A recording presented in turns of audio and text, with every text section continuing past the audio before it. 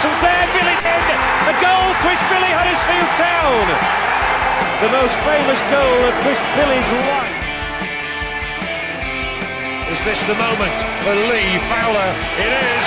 Take your place in Division 2, Huddersfield Town. Ruby and Steve Simonson's boots now. He's missed. Steve Simonson clears the frame of the goal and collapses in a heap of tears. Huddersfield Town are promoted. Mustafa Schindler has a chance to write his name in Huddersfield Town legend. And he takes that chance!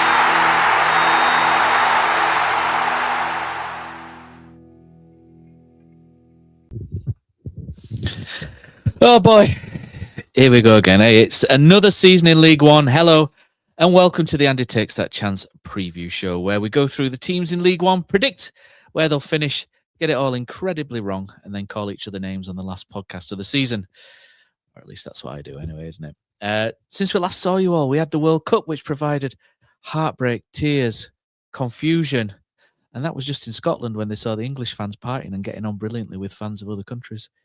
After the World Cup, FIFA president Infantino president declared that he was going to sell off football to private investors. Sounding like a damn good idea. We Are Terriers Supremo Stevie Chick Fantino did exactly the same, and I'm delighted to announce that Andy Takes That Chance has purchased 50% of We Are Terriers for one night only, of course, as we have myself, Matt Shaw, former Australian fourth-tier head coach Ian Kilroy, and We Are Terriers co-host David Hartrick join us to preview the upcoming campaign. Are we good, boys? Are we all good? Very good. Looking forward to it. It's been a long, 3 weeks without football, hasn't it? Yeah. Without proper football, meat and potato football, vegan meat and potato football. But no, I am actually excited for this season. Not necessarily Town. We'll get into that one very, very shortly. But just for proper football to be back, proper English League One football. Peas and carrots football for killer.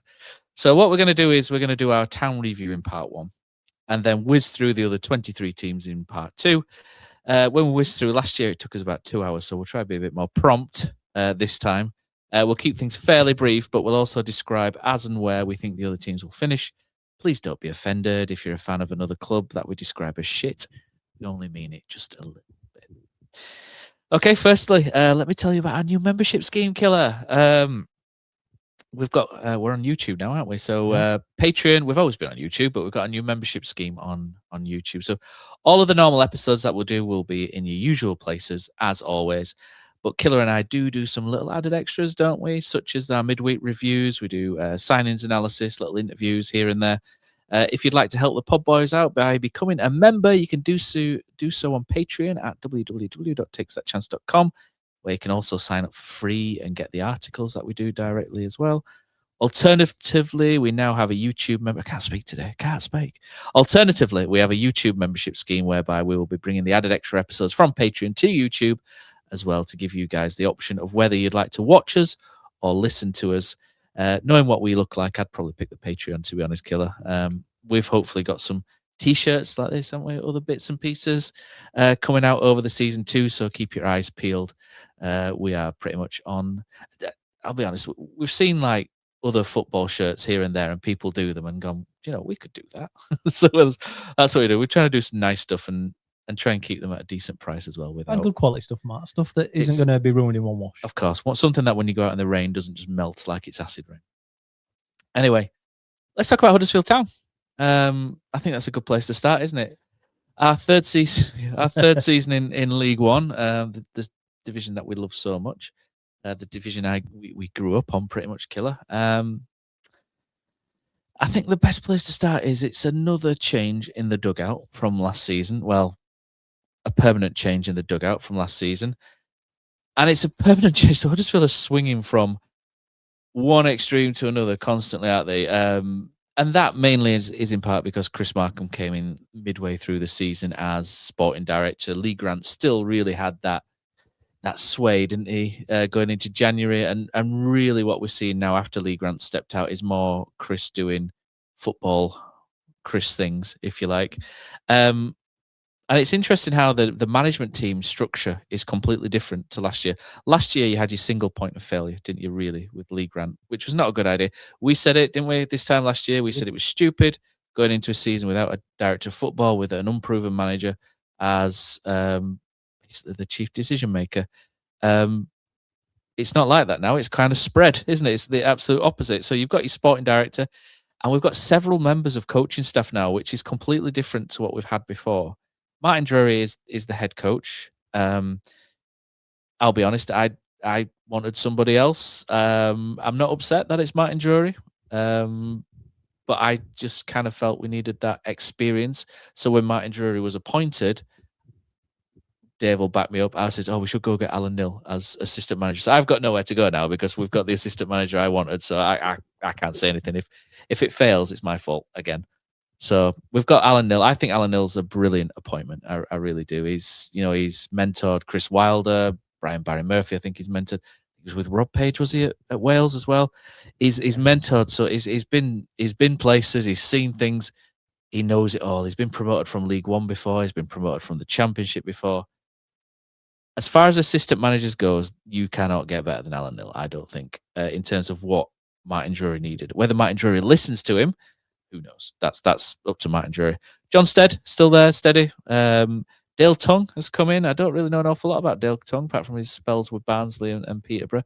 When he was first announced, I thought that was going to be the Alan Nill one. So I think everyone was kind of like, who's this guy? Where's the experience number 2 that we needed? And he came in, and I think people were probably a little bit unkind maybe online because they hadn't seen the full picture yet.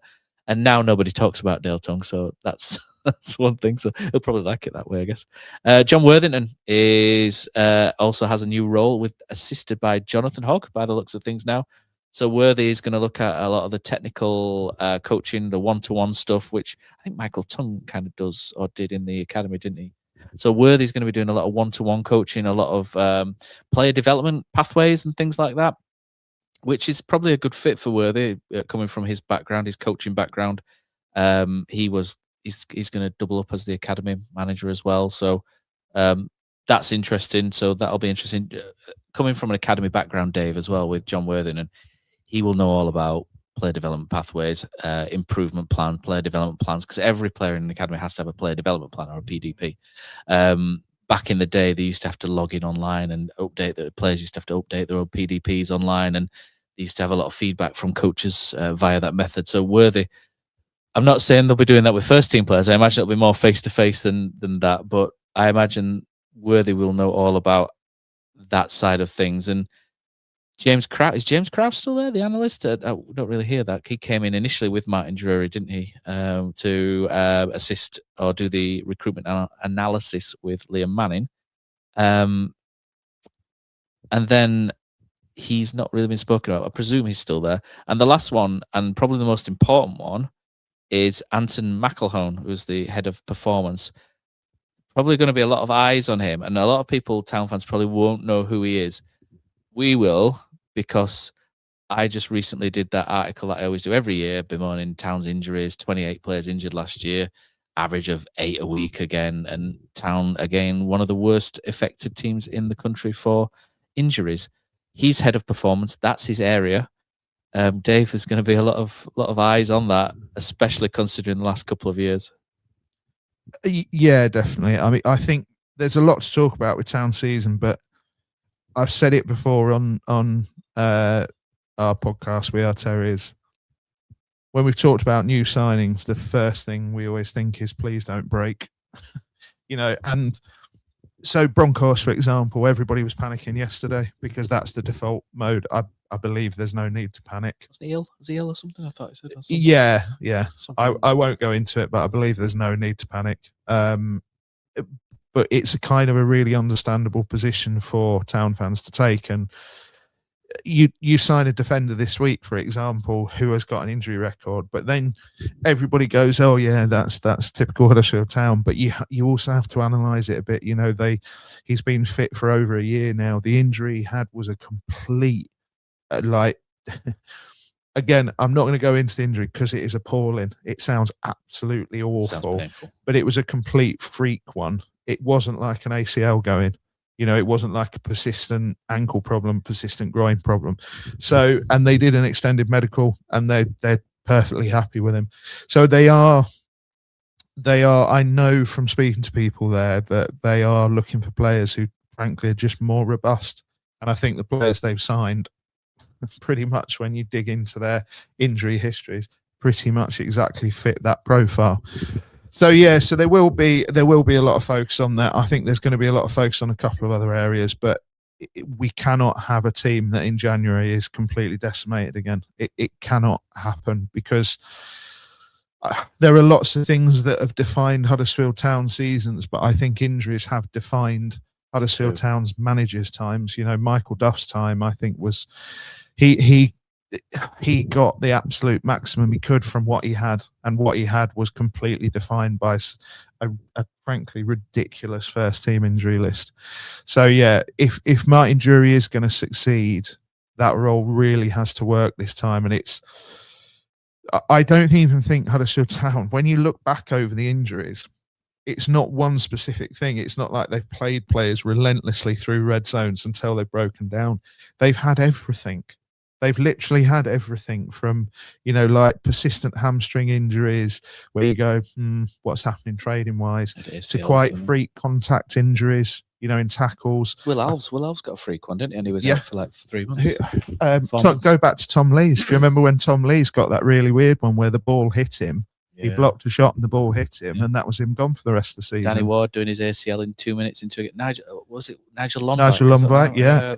You know, that was the year before, wasn't it? But they've had crazy ones. They've had a mad run of all sorts, and it's kind of, there is only so much that's controllable. They will still have injuries this season. No doubt somebody in that first team picture will pick up a long one, but what they can't have is just a kind of 8-man injury list as standard, and everyone just goes, well, yeah, that's fine. You know, it started with 6, I think, yesterday, 5 or 6. I don't know if Jack Anick was in or out. But you look at that, and for example, like Herbie Kane is on that list, and we know he's pretty much not gonna feature one way or another. So I think we will know quite quickly before the transfer window ends. I think you're going to know the 18, 19 players that are properly in the mix, and I think you kind of the rest on the fringes you don't worry about too much. Killer, one of the reasons I was excited, it sounds really strange, doesn't it, been excited for an assistant manager. One of the reasons I was really excited for Alan Knill was because we watched a lot of Town games last season, didn't we? And obviously me and you and the others talk about it relentlessly because we've got nothing else going on in our lives, sad, pathetic existence.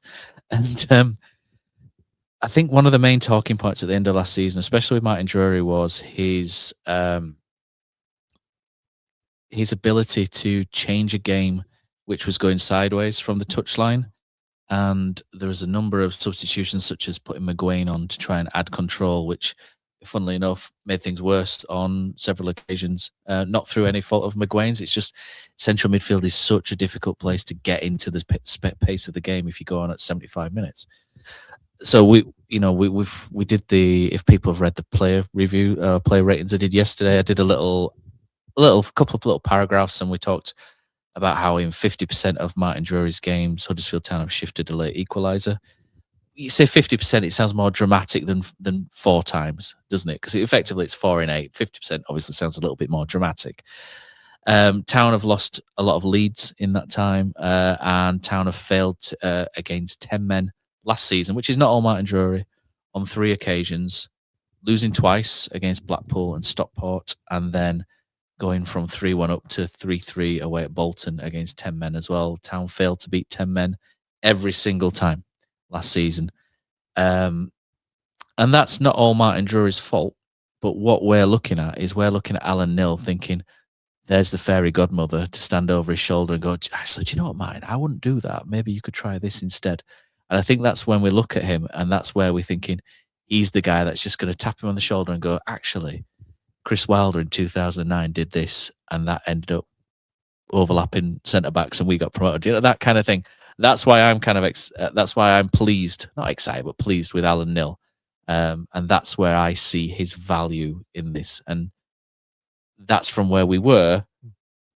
I mean, we saw the Preston game yesterday, and we'll talk about Preston bits and bats. And I think the most disappointing thing with the Preston game yesterday was, nothing's changed, wasn't it? But it's the first game of the season. Things take time, but there were a couple of red flags in that. And there's been a couple of red flags in pre-season, which we'll get into, I think, at certain points. A couple of green flags, a couple of red flags, green flag breakdown service, if they want to sponsor us. The thing with it is, for a football manager, it's bread and butter. He's been able to change games, and that's what makes you or grants you the ability to have a long career in coaching football teams as the head coach. Now, thousands, I guess, of managers in England have Pro A licenses. Yet there's only 92 jobs in the Football League for now, unless Infantino gets his hands into that eventually, and maybe that's expanded. But as of now, there's not that many opportunities for a football coach to be a head coach or manager, whatever they want to call it. You have to be able to adjust in game. You have to be able to do it. And now, I don't want to bag on Drury too much because, again, it's 7 games at the end of last year. Let's see. I'm going to ignore yesterday for now. I'll get back into it in about 30 seconds. But for now, just look at the end of last season, and people saying we weren't fit enough. It was a confidence issue. It was this going into pre-season and over pre-season. We spoke about an awful lot. We needed to change that. We needed to work on it in training, work on making sure we don't concede goals late. To my eyes, at the end of last year, as Matt has said there were substitutions where I felt game after game we actually got worse. And again, Drew's a new manager. I know he's managed at Bradford Park Avenue for a little bit, but generally he is new to this, so there is a learning curve. You don't get many games for that learning curve to straighten out, but he's new to it. It's fine. But going into pre-season, you're thinking, looking at before the staff were announced, that we needed some experience. So I was one of those people when Dale Tong was announced, thinking, is that it? Are we going with a rookie manager again after just last year? I was not upset, and that's a bit strong, but just a little bit wary that we were going to make the same mistake yet again. A little bit frothy. A little bit frothy. So when Alan Hill does come in, and again, you've gone through his resume there, it is second to none, especially at this level. It's quite a coup for us to actually get him to League One. I guess living close to Sheffield, but being close to Sheffield played a big part in that, especially with his advancing age. I don't think he'll want to move too far from home either. There was Premier League interest. Oh, we'll see. Apparently. But it makes sense for him. You understand why he's here. I just hope he can have the influence that we all kind of want him to have over the team. Matt Lee Grant the year before kind of clearly didn't want that kind of spot. He was happy to run it on his own, and he had a little bit of spot around it, but not as much as what Alan Hill brings in. Whereas Drury, he's not quite Peter Jackson, Terry Yorath, but it's more those vibes than what we've had previously, where the new guys come in and it's kind of his way or no way. This seems a little bit different, but we need that ability to be able to change games in game. And okay, it was only 7 games, but again, I just thought that was a little bit of a worry. And with nil in now, or Nilly, as I think Paul Reeves called him the other day, with Nilly in now, it gives us a little bit more hope, or gives me a little bit more hope that maybe we can sort that straight away. But that's before the game yesterday. I will just put that in there as a little side point. But any help that you can have in that experience, like you say, been in this situation before, do this. That's what can happen. I'm all for it. I think that was it. I think the Jacko Yora thing's a good thing, because I think a lot of Town fans look at that, don't they, as or even Warnock Jepson, although they're both quite old now. Both Jeppo's like 60, isn't he? But I think you do kind of look at the old head guiding the young one, don't you? I mean, Carlos Corberan didn't really have anyone older, did he? No, but he'd done his time under someone older and had his pattern from him. He did it from that guy that's names everywhere in the Trinity and Leeds. But Jack Duckworth, was it? Jack Duckworth. Anyway. Moving on to Martin Drury. I mean, I had reservations when he was appointed, thinking this is going to go really, really well, or this is going to be really, really bad. And I still think there's no halfway house in that. I just think with the way Martin Drury is sort of very laser focused. When you watch him in the press conference and stuff, I know he says he doesn't like doing it. He'd probably prefer watching it, but he's very sort of intense, laser focused. Amazing beard, immaculate beard. You know, it's like Hulk Hogan NWO days, isn't it, from the 90s? He's very, very proper, very straight, very, very focused, and that kind of character can piss people off, but it can also get other people on board as well. And it's about how many players really are buying into what he's delivering to where we are. But I I don't really know where this is going to go under Martin Drury. I really want this to work because I know they're pushing the Huddersfield. That Martin Drury is from Huddersfield, John Stead's from Huddersfield, Chris Markin's from Huddersfield, Dave Threlfall-Sykes is from Huddersfield, and there is that side to it where I'm like, I really hope this works because, I'm not going to go League of Gentlemen and say it's a local club for local people, that Tubbs, that kind of thing. But there is something that makes me want this to work because they are local. But I also kind of think there's a high risk of success. There's a high risk here.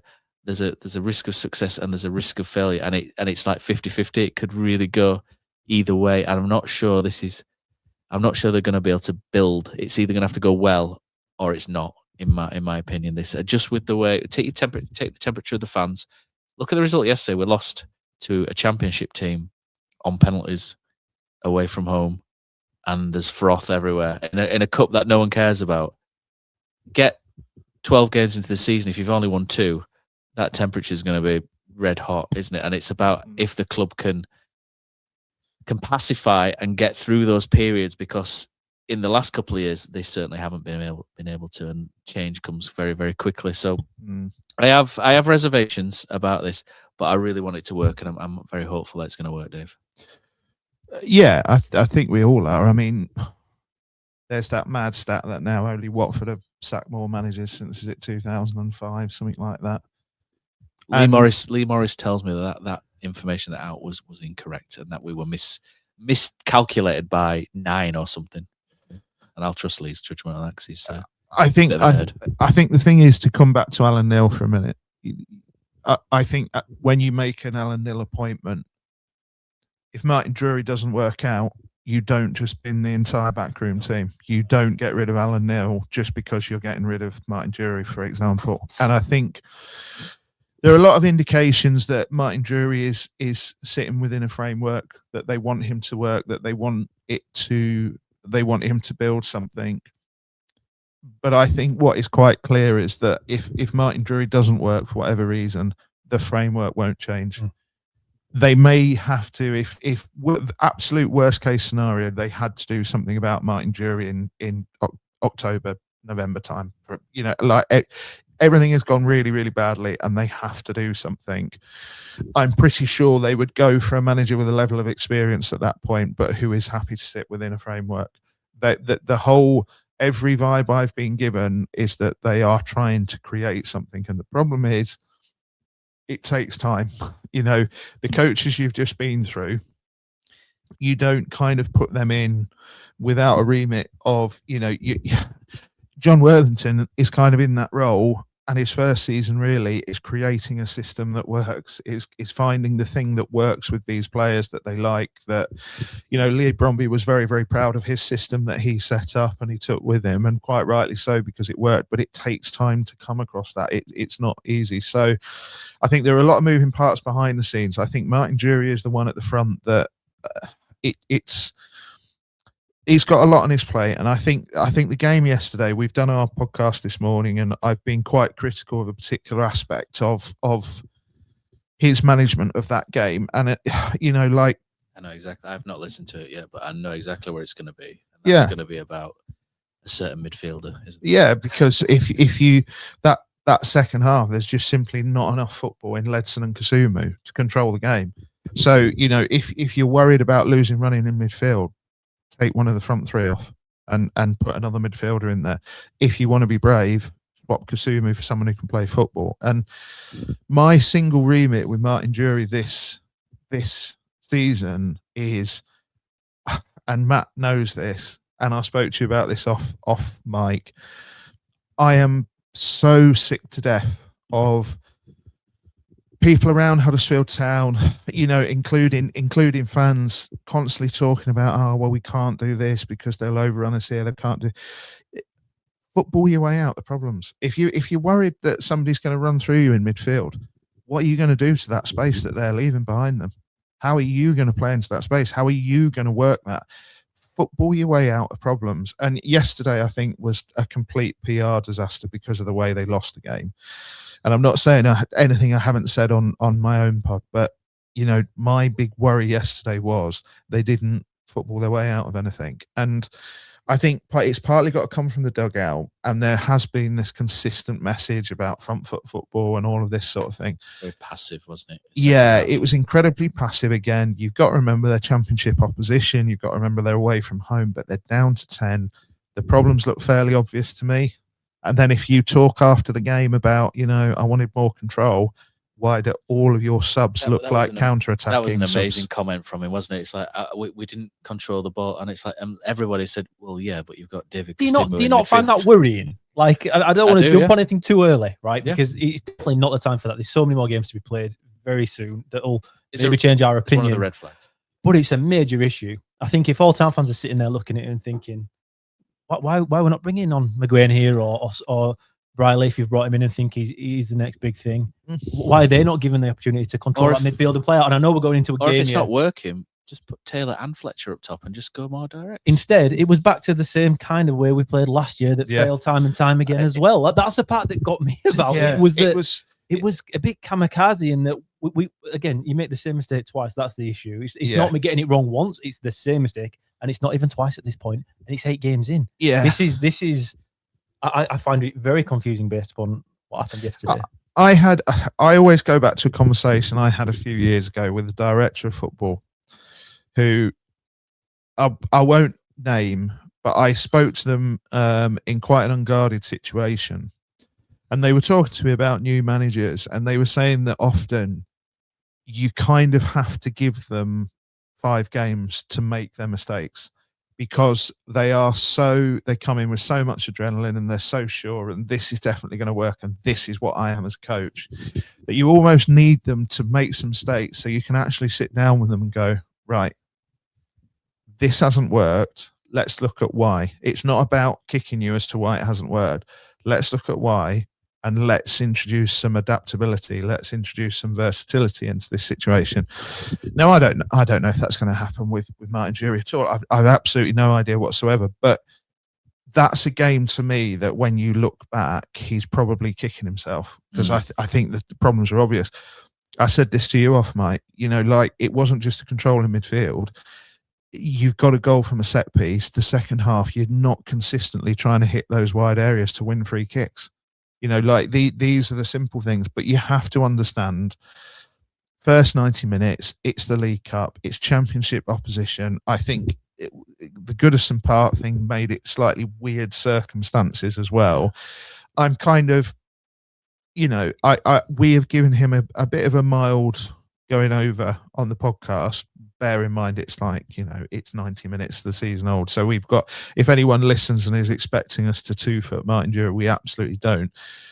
But I think that this season, when you've got an Alan Neil there, when you've got Chris as director of football, when you've got a backroom staff like that, when you've got John Worthington actively involved in players' development now, people have to learn quick, including Martin Jury. That's the reality. It's when that first drop is. Like League Grant last year, it was a little bit longer than 5 games before we really struggled. Yeah. And through that, you could see him lose his head. In that we went to Mansfield, played a Tottenham system, did well, and then changed it again straight afterwards. Yeah. Marcus Harness played central midfield for a little bit. He looked like a world beater, and then he didn't play there ever again. There was little things throughout the season that just changed things and wasn't great, because when you go through that first moment, like you say, as a manager of 5 games or whatnot, and it goes wrong, it's how you adjust to that. And I do think Al Nil will offer a lot of support in that moment.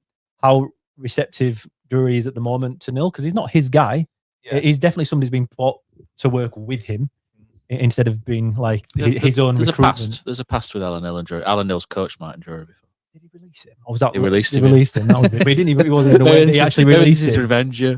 But I think in those moments, that's where he'll offer the more support. Because like you say, that will happen. But as fans, we've got to be ready for that as well. I think that's not your perspective. That's our perspective as fans. We've got to be able to be soft through that moment. Because like you said, though, it's a full change. It's a full change now. The revolution that has happened, and that now with these people in charge, I'm not saying performances have happened just yet, but the people in charge do want what's best for their club. They're not going to move on very quickly. I don't think they are. They are people from around here, and you talk to them, they love the club. They're there for the right reasons. And now we've had people, I think, not very long back, in similar positions that weren't here for the right reasons, or weren't here for the same reasons fans want them to be here for.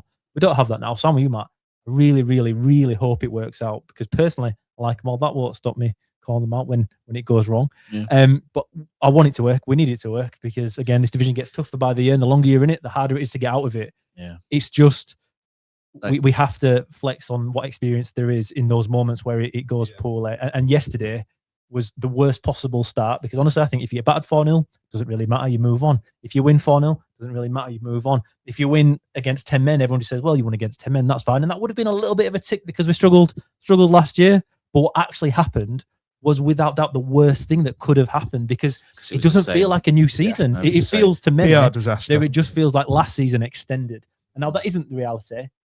But that's what I think fans felt yesterday. And if things go differently next Saturday, it changes. But for now, it feels like we've just continued on from where we finished by that last game, which was pretty good last year. No, I think that someone who doesn't really support Huddersfield was like, I don't understand why you're all so angry. What's going on? And I'm trying to explain that it's because basically we're being told everything's going to change and then nothing changes. And that's not the first time. It's another year. It's not just that either, though. But it is, to go back to what I said. Huddersfield Town's problems are not out of possession. They're not. They're just not. It's about what you do with the football this season. And the thing is, Huddersfield Town don't lose games of football the right way. They found a way, the one way yesterday, to lose that game badly. And this is not the first time they've done it. Ex-player who you absolutely love set up the winner. Yeah. And then score the winning penalty. Yeah, if anyone wants to go back and listen to my views on Bergzog, they can. But this is the thing for me. This is the equation they've got to solve. It is about what you do in possession this season. Start acting like a big club. We're not brave. That was one thing we're not brave in They possession. need to be braver. They need more of a winning mentality, and they need to stop worrying. Stop worrying about, there's a midfielder who's going to he's going to run past me the wrong way. All right, but look at that space behind him. What can we do with that space? Making them think, isn't it? It's you would just you can acknowledge that they've got a good attacking midfielder. But then you put an extra being easy to play against. It's just play chess, isn't it? He's playing chess. Yeah. He's being proactive in forcing them to think. Whereas for the last 2 years, like you say, we have just reacted. We're reacting, and always reacting deep. It's not even that we're being more expressive. It's not that we're attacking more. Every single time we make a change, it's a negative one. It's to be narrower and deeper. I do not this season want to hear anything about strength, power, athleticism, pace, being tight. Is this a dig at the Rodinho Balka song that I made? Honestly, all of that drives me up the wall. Like, what are Town going to do with the ball this season? And do you know what? If they go for it, you'll lose games, but you'll lose games in the right way. And that it makes a huge difference to how a fan base feels when you're just losing games like in the last minute. And yesterday, like, I thought there was a good, after that red card in the first half, Town were the better side. They were moving them around well. They looked good. They were working the ball wide. There wasn't enough quality in wide areas, which is a problem I think that they've got to address going forward. But they were moving the ball well. They thoroughly deserved that 1-0 lead. But second half, there is nobody who can debate whether 1-1 was the first scoreline, and that's an issue. It's a lack. I think a lot of times a collective lack of responsibility. I think, and people pass too many things on with Town a lot of the time. And I thought last year we lacked leadership at the back. I thought Murray Wallace was really good, but he's not the shouter and baller. So I was really impressed with Jack Watmore in this game, because his head was like a magnet. And sometimes being a leader isn't about shouting and bollocking people. It's about when the ball comes into the box with 5 minutes left and you're 1-0 up, your head is the first one on it. And Jack Watmore, for me, is that kind of player. And he's a bit of a knob, to the opposition. And I love that. And for me, he was a massive miss last season, was Jack Watmore, when he got injured. And I know he's not the quickest, but Balka and Bauer, pretty sharp, aren't they? Rowan's not slow. Just wrap around, and if something's going to go over the top of him, just cover. You know what I mean? It's not hard. But for me, Jack Watmore came out of that with a lot of credit. Balka was good as well. But I think the worst comment I think I found myself making about the game yesterday was that for about 80% of it, I was bored, and I think that's not what they want, is it? And that's because you're not a team that focuses on in possession play. Even first half, I was you a little just bit. that was the thing. Even when you're in top first half, you were moving the ball well, you were getting it into wide areas well, but you're still not a team that like has loads of creative pathways. Don't have creative players, really, do we? That's part of Ledson and Consumer One or for two, me. maybe. Like, I'm not going to go on about it, but there's just not enough footballers in midfield too. You need Ledson and someone else is fine. There's nothing wrong with Ledson as a footballer, but I think with David Kasuma, I think there are certain things he does brilliantly well. But the problem is they're not on the ball. The thing is, we picked Kasuma starting at the beginning of the season from the first episode we did in pre-season, and then we looked at what we've got with Riley, McGuay, and Ledson. I don't think they can play together in a two. I think Ledson's a problem in a lot of ways. So Kasuma's the only runner we have, and now there's massive issues with his ball playing abilities. His press is pretty good. That's why he ended up in that front three at times last year. But we picked weeks ago that without those legs in that midfield, it wouldn't work either. So we kind of knew Kasuma would end up playing in it. But that's, again, if amateurs like us can sit here and think we've only got one person that can do that job, and a midfield does not work without an engine, and a team fails without an engine in the middle, why haven't we addressed it before now? It really, because Brele is not that guy. We've seen he's not that guy. Not saying he's not a good player. He's technical, but he's very much more of that deep playmaking, like instead of Ledson, effectively. That he's going to go pick the ball up off the centre backs and try and progress a little bit further forward. Riley is kind of a fitter, younger version of Herbie Kane. Yeah. In a lot of respects, yeah. But with Kasumu, he brings something nobody else can do. But he's clearly, I'll say he's not good enough. He's not a player that you'd think he's a guy that starts in the first team of a team getting out of this division. He's not that guy. A squad player, absolutely. And there is moments in seasons where you need Kasumu in, but you also need other options than Kasumu. And because we don't have it, and Ledson starts every week being captain, although Drewy did drop him for his first game, I think, when he came in, didn't he? So he has got it in him to drop Ledson if he doesn't feel like that's working. But I just don't understand who else can play with Ledson to make it work with who we have. I want to qualify my thing on Ledson because I don't want to just leave it as Ledson is a problem, because he's not. I like him. He was a player I really wanted to come in. I like him as a footballer, but he kind of does everything a little bit. Do you know what I mean? Rather than something really well, he does bits of everything okay, and that's hard to partner. Do you know, when next to him, so you're going to end up with Kasumu at times because Ledson's not rapid up and down. If there is that space, he's not an amazing. He's decent on the ball, but he's not amazing on the ball. So you're then going to at times going to put him next to McGuane or next to Briley, and it's just, I think in League One it's all about partnerships, getting the right partnerships at the back, partnerships, maybe out wide and everywhere. And for me, I think Ledson's a good player, but I just find him really difficult to pair with somebody because he pretty much does everything, but nothing amazingly. He's not amazing at anything, but he's fairly decent at everything, which you don't get often. It's like Kasumu's really good at pressing, really good at picking up second balls, recoveries, dreadful passer. And with the 3-4-2-1, you don't have any of the support in midfield. Like Harness isn't going to come back into the midfield and do the dirty work. Really, it's not. He drifts in, absolutely, when going forward, but they're on their own in the middle there because, again, if Fernandez is playing wide left or inside wide left, whatever you want to call his role, I'm not quite sure what to call his position just yet in this system. But there's no support from the wing backs either. They're wide fullbacks and wing backs, depending on who it is. But if it's Mumba or Gooch on one side, they don't really tuck in. I know, again, in moments they will, but generally, if we go with this system and Ledson's in there, and because they've got no one else with them, and neither of them, to me, are players that will dominate in that midfield. Or Lewis O'Brien would. Of course he would. Players like that, Cameron Humphreys. Although I prefer him at 10, but he can still do that running forward and back roll. We just don't have anybody that can do that. It's just strange that we found ourselves now with a system that I don't think we've actually got the players for in the centre back of midfield. I don't think we've got the players for any system. That's part of it. But we'll talk about transfers in a bit. We're on pre-season. And this will go on for 2 hours. But to kind of finish off on this, I think you can mitigate things in midfield better than they're doing at the moment is my problem. I think there are things I know what you're saying. You can make adjustments that just weren't there yesterday.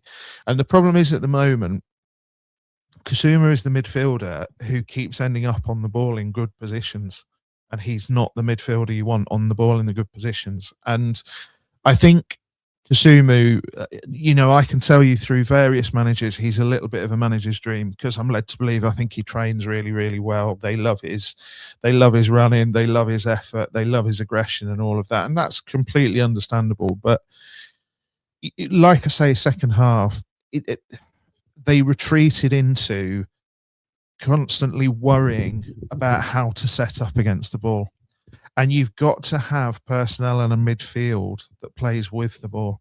And the whole thing, I think, this season is it's not about kind of attractive football or suicidal football or, like giving the fans something to cheer every game.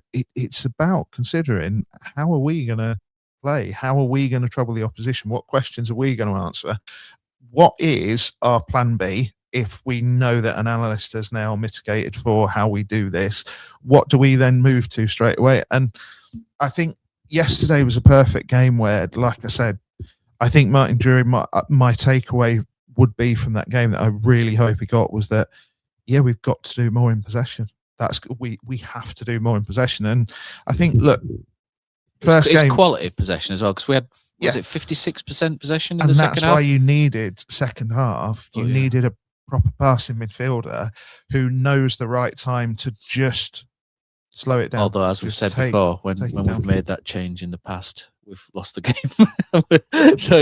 But often when you've made that change in the past, you've not done what you could have done yesterday, which is take one of the front three off. You can still have your two midfielders in there who are doing the job that you think you want them to, and ask McGrain to go on there and do something different, or Briley to go on there and do something different. You're allowed to do that. I have noticed there is a reluctance to change the shape a lot of the time, especially if you're winning a game. But that's a young manager thing. That's not a Martin Drury thing. It's because, Lee Grant had to go through this. Carlos Corberán had to go through this. I remember speaking to somebody at town about a conversation Lee Bromby had to have with Carlos Corberán. It's absolutely fine to have a system that you believe in, but there's also games where you can go, this isn't working. And that's, I think it's a young manager thing, because they get really entrenched in, they get really entrenched in their view that if we do this, it means I've got all of these opportunities. The problem is some opposition just work you out. That's what it comes down to. That's why I was happy for Alan Nil, because that's where you want Alan Nil. Pre-season, Huddersfield, a bit of a mixed bag. Lost 3-1 to Birmingham, which included a ridiculous penalty, which was for a dive against Barley Mumba, which hopefully we're using all these shockers up in pre-season, Dave, and I won't have to moan about them during the season. FC Fylde. Now, this was a game whereby we had two passing midfielders in midfield, and for 45 minutes we got destroyed through the middle against Fylde, didn't we? Was that the death of 4-2-3-1 killer? Because a couple of games into pre-season, it felt like Huddersfield just went this 4-2-3-1 they wanted to play, and they mentioned it when at the Q&A at H-Town. Dave Threlforsyth, Chris and Martin Drury were there, didn't they? And they mentioned in that we want to play front foot attacking 4-2-3-1. I'm pretty sure they said 4-2-3-1. If I'm wrong, I apologise, but I'm pretty sure they said that. And after two games, it's like, all right, we can't do that. And it just kind of, I think that's another thing with supporters at the minute. They're going, oh, we're back to 3-4-2-1 again. And wing backs, and people were excited because all the talk over the summer was wingers. We want wingers, and we've gone and got one who seems exciting on paper, and we'll talk about transfers in a moment. But is he going to flourish in this system when you're playing him as a inside right? Are we going to go with that killer inside right? It's not really quite inside. Are we going to get inside right? Can he flourish from that position? Marcus Harness is the other one, and then you kind of look at it and kind of go. And we'll talk about the tactics as well, but I think that was from the preseason games. What I wanted to get out of the preseason games, we'll just do that. What we wanted to get out of the preseason games. What I wanted to get out of it was seeing the start of something new and potentially exciting going forward in terms of attacking football. Like David just mentioned, being braver on the ball. And then 2 games in, they kind of threw the baby out with the bathwater, and I found that a little bit. But I get why they've done it, because the personnel's not there for it. So I get it, and I hope it's not the end of it, and I hope maybe towards the end of the window they'll bring another winger in or two, then maybe a couple short. Cameron Ashley comes back, and then things look a little bit different, and maybe they can go again. But I think for a lot of fans, I think it was the whole seeing 3-4-2-1 against Blackburn. We saw it against Sheffield United, where the kids came on and did really well in that game. They were all really good. And I think there's a lot of, when we talk about being brave on the ball, Dave, Erling Seebein, as we call him, Big Erling, Jay Sway, I'm trying to think of Tom Upenda. Those three were brave in pre-season, and I think they were quite enjoyable to watch. And one of the big pluses that we saw, I really like George Seabourn. I think he's a really good football. To say from where he's come from to where he is now, it's a really good story, isn't it? It's not Roy the Rovers exactly, is it, Dave? But it's good. I like the George Seabourn story, and I'm really rooting for Seabourn. So much so that we tried to nudge Andy into sponsoring him next season, didn't we? Because we like George Seabourn, and so does Poz, because he calls him Erling Seabourn, doesn't he? But what I wanted to get out of pre-season was seeing that develop, and then it kind of went backwards, and you kind of like, I don't know. I think the words were back four. I don't know if it was 4-2-3-1. I think that was what I can remember from the interactions I've had. It just felt, and with you, Matt, I thought going into the season, this would be the new start, the new transition into a new system. It'd take a while to bed in. I'm thinking Plymouth last year, they nearly got there at the end, and Luton took a while to get going, but they stuck at it and they kind of got there in the end. And I expected a rough start to pre-season, to be honest, for Town by going a total different way. Yet 2 games in, we totally shifted. I can't.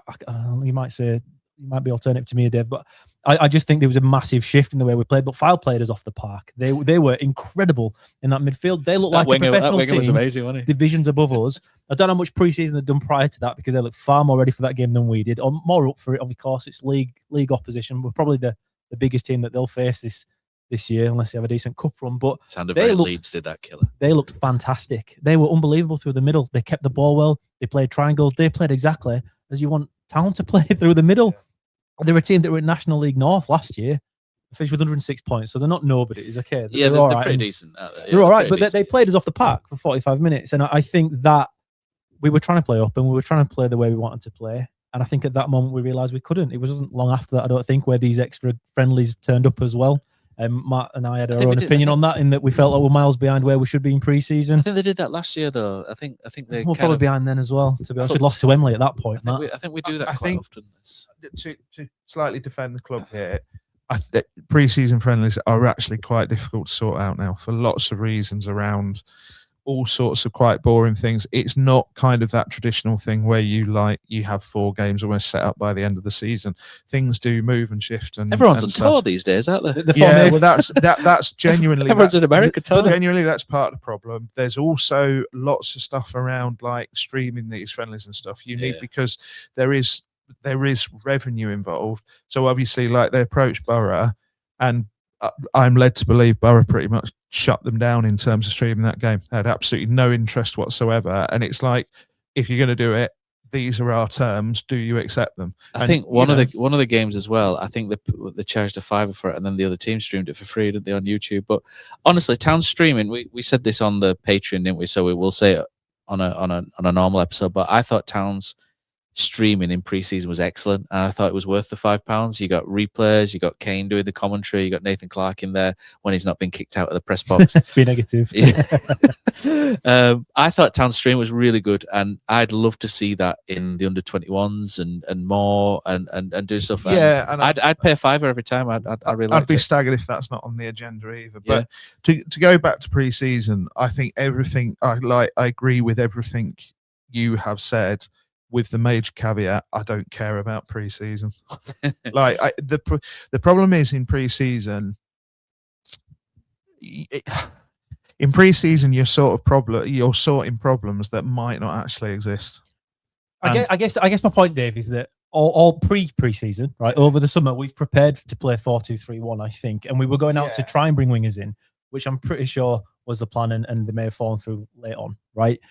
2 weeks into pre-season, I think we realised we weren't going to. This is my opinion. This is not factual, but people that maybe out on, such as Harry Gray, these players that I think we couldn't get in, and then we realised quite quickly we couldn't play the way we wanted to. So I still think long term we'll shift to what Markham generally likes to play, which is more of a 4-2-3-1, I believe. Yeah, switched a bit at Bolton at times. 3-5-2 at Bolton, but that was Mario and Everett, to be fair. But I just still expect that to happen, because C. Fernandez, to me, does not fit into this system. We're kind of shoehorning him in it a little bit. I'm not saying he can't play in it, but it's not. I don't disagree with that. Well, you look at that. If that's the blueprint, though, he's not the guy you'd go number one. He fits perfectly in there. So that's why I still think long term will shift. I just felt 2 weeks in, it wasn't working, and in training, who knows what was going on there, and we've thought, no, we can't play up and free flow football. because we don't have the right players in midfield, as we've gone through already on this. I think like you've got 6 first-team centre-backs at the moment. Yeah. If you're going to play with a three at the back, one will go, but really you've got to run with 5, because if you pick up a couple of injuries, you're toast. So, like I do think there has perhaps been a shift towards that, but again, we don't know if that's Drury-led, if that's been transfer-led. They can't get the player they want that makes the back 4 work, which would probably be some sort of specialist left back they've been looking at. But I think, like, is that not Sean Rowan? I'm not sure he's fullback. The amount of times he's slightly too late to things. I'm not sure he's centre back either. I think he's all right. I think he's fine wide on a 3. I think he'll be better potentially with Boat, who I think might end up moving to the middle, if I'm honest, because of his pace. But I have no idea about the lack of a Jack Watmore leader type. Then if we do that, but I think that they would.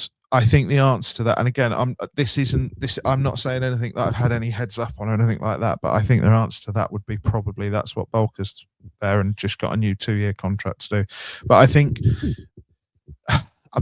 with pre-season it's tricky because you're everything you've identified is completely right, but it still wouldn't surprise me if it was completely different when they lined up on Saturday, because I think they're experimenting with things. I think fitness is a thing, like one of the reasons I think I bet they took that friendly at Middlesbrough is because it was the opportunity to have 4 30-minute halves, which is really quite useful in terms of optimization of players in blocks. I think there's a lot going on in pre-season, and I think really like these days, I wouldn't say it matters less, but I just think pre-season now you're just watching kind of, you're paying a £5 to watch a training session. Now, there's nothing wrong with that, but I think you just set up completely differently. And I think the other thing is these players, even at this level, play so much football. I look at some of them in pre-season and think, yeah, if you want to concentrate on running over what you're actually doing on the ball at the moment to get where you need to be in terms of your stats and everything that's being measured in your little vest and is being fed back, I don't mind it. I'm honest. My 8-year-old wore one of those vests the other day, and he didn't do the most running, so we had work. Let's go through the transfers. I think it's worth going through who we've brought in. I'm going to go on Transfermarkt what they've got. So this isn't in order. This is just what Transfermarkt has got. Transfermarkt was down the other day. I had to do my preparation without it. I didn't know what to do. The amount of football journalists on Twitter bemoaning the fact I had to use player maker stats or was something. Quite revealing. Yeah. There's add me to it, although I'm not a journalist, but I had to use playmaker stats or something like that, which was actually not a bad second consolation. So Darren Silly Sanchez Fernandez is coming. He's we've not yet done our signed, sealed, delivered on that one, Killer. So we'll need to get our thumbs out of our backsides on that one. He's coming from Excelsior. So I expect you to do the Stan Lee thing there. Been a comic book guy. You're very lucky because you've talked about Alan Neil a lot, and I've not done my Alan Neil Gokwan joke. I don't get it. It's a scoreline, isn't it? You see. Oh, right, okay. Alan Neil Gokwan. Okay. Excelsior. We've signed 2 players from there. We signed their right hand side. Ilias Broncos came in. I like what I see with Ilias Broncos. He gave me. I talked about this pod. He gave me a heart attack against Blackburn. Just go at 90%, mate. You don't need to go at 100%. I like him, mate. It's quality though. I think if everyone who's come in so far, and what little moments we've seen of them, you can tell. Apart from Matty Young, which we'll get onto in a second, he looks fine. Broncos I don't think there'll be too much of a learning curve compared to what Ruskin went through or Bolker. Also, don't be surprised if DSF looks better with Broncos behind him as well. True. So we brought those. Broncos came in on a free. Sanchez Fernandez came for an undisclosed amount, which we can't disclose because we don't know. So those 2, I think Broncos was signed as a right back. I think first and foremost, I think that was still the back 4 on the agenda at that point because he looks very, very right back to me. Does Broncos? When he goes wing back, he feels like he's maybe 10% less effective. When he goes centre back, he feels again 10% less. As a right back, he looks fantastic to me. I like what I see a lot with Ilias Broncos. Sanchez Fernandez, I'm holding back a little bit at the minute because he came in as, I think people kind of got Amari Cozy Dewberry vibes just because it's a little left footer on the right wing as much as anything. And I think from his highlight video, I think that looked like it could potentially be that. But when you watch him, it's like he's not quite like that, is he? He's a little bit. We'll have a chat about him in a minute. His little fits and bursts, but I like his quick feet. And I think there's something good there. I just think he might take a little longer than Broncos to settle in, maybe. But there's something I quite like about Fernandez. Ashley Fletcher, again, Killy will back me up. I called Town's first signing of the season last year with Ryan Ledson, and this year with Ashley Fletcher, and I've still got no finder's fee from the club. It's a disgrace. I really like Ashley Fletcher. I thought he was great against Preston in the first half. I think he's very clever. I think he's far cleverer than what people realise. I think some of the movements he makes, I think the little pockets he drops into, and he's quick, and he can drop, and he can run. He can run with the ball. I think running with the ball is probably his best asset.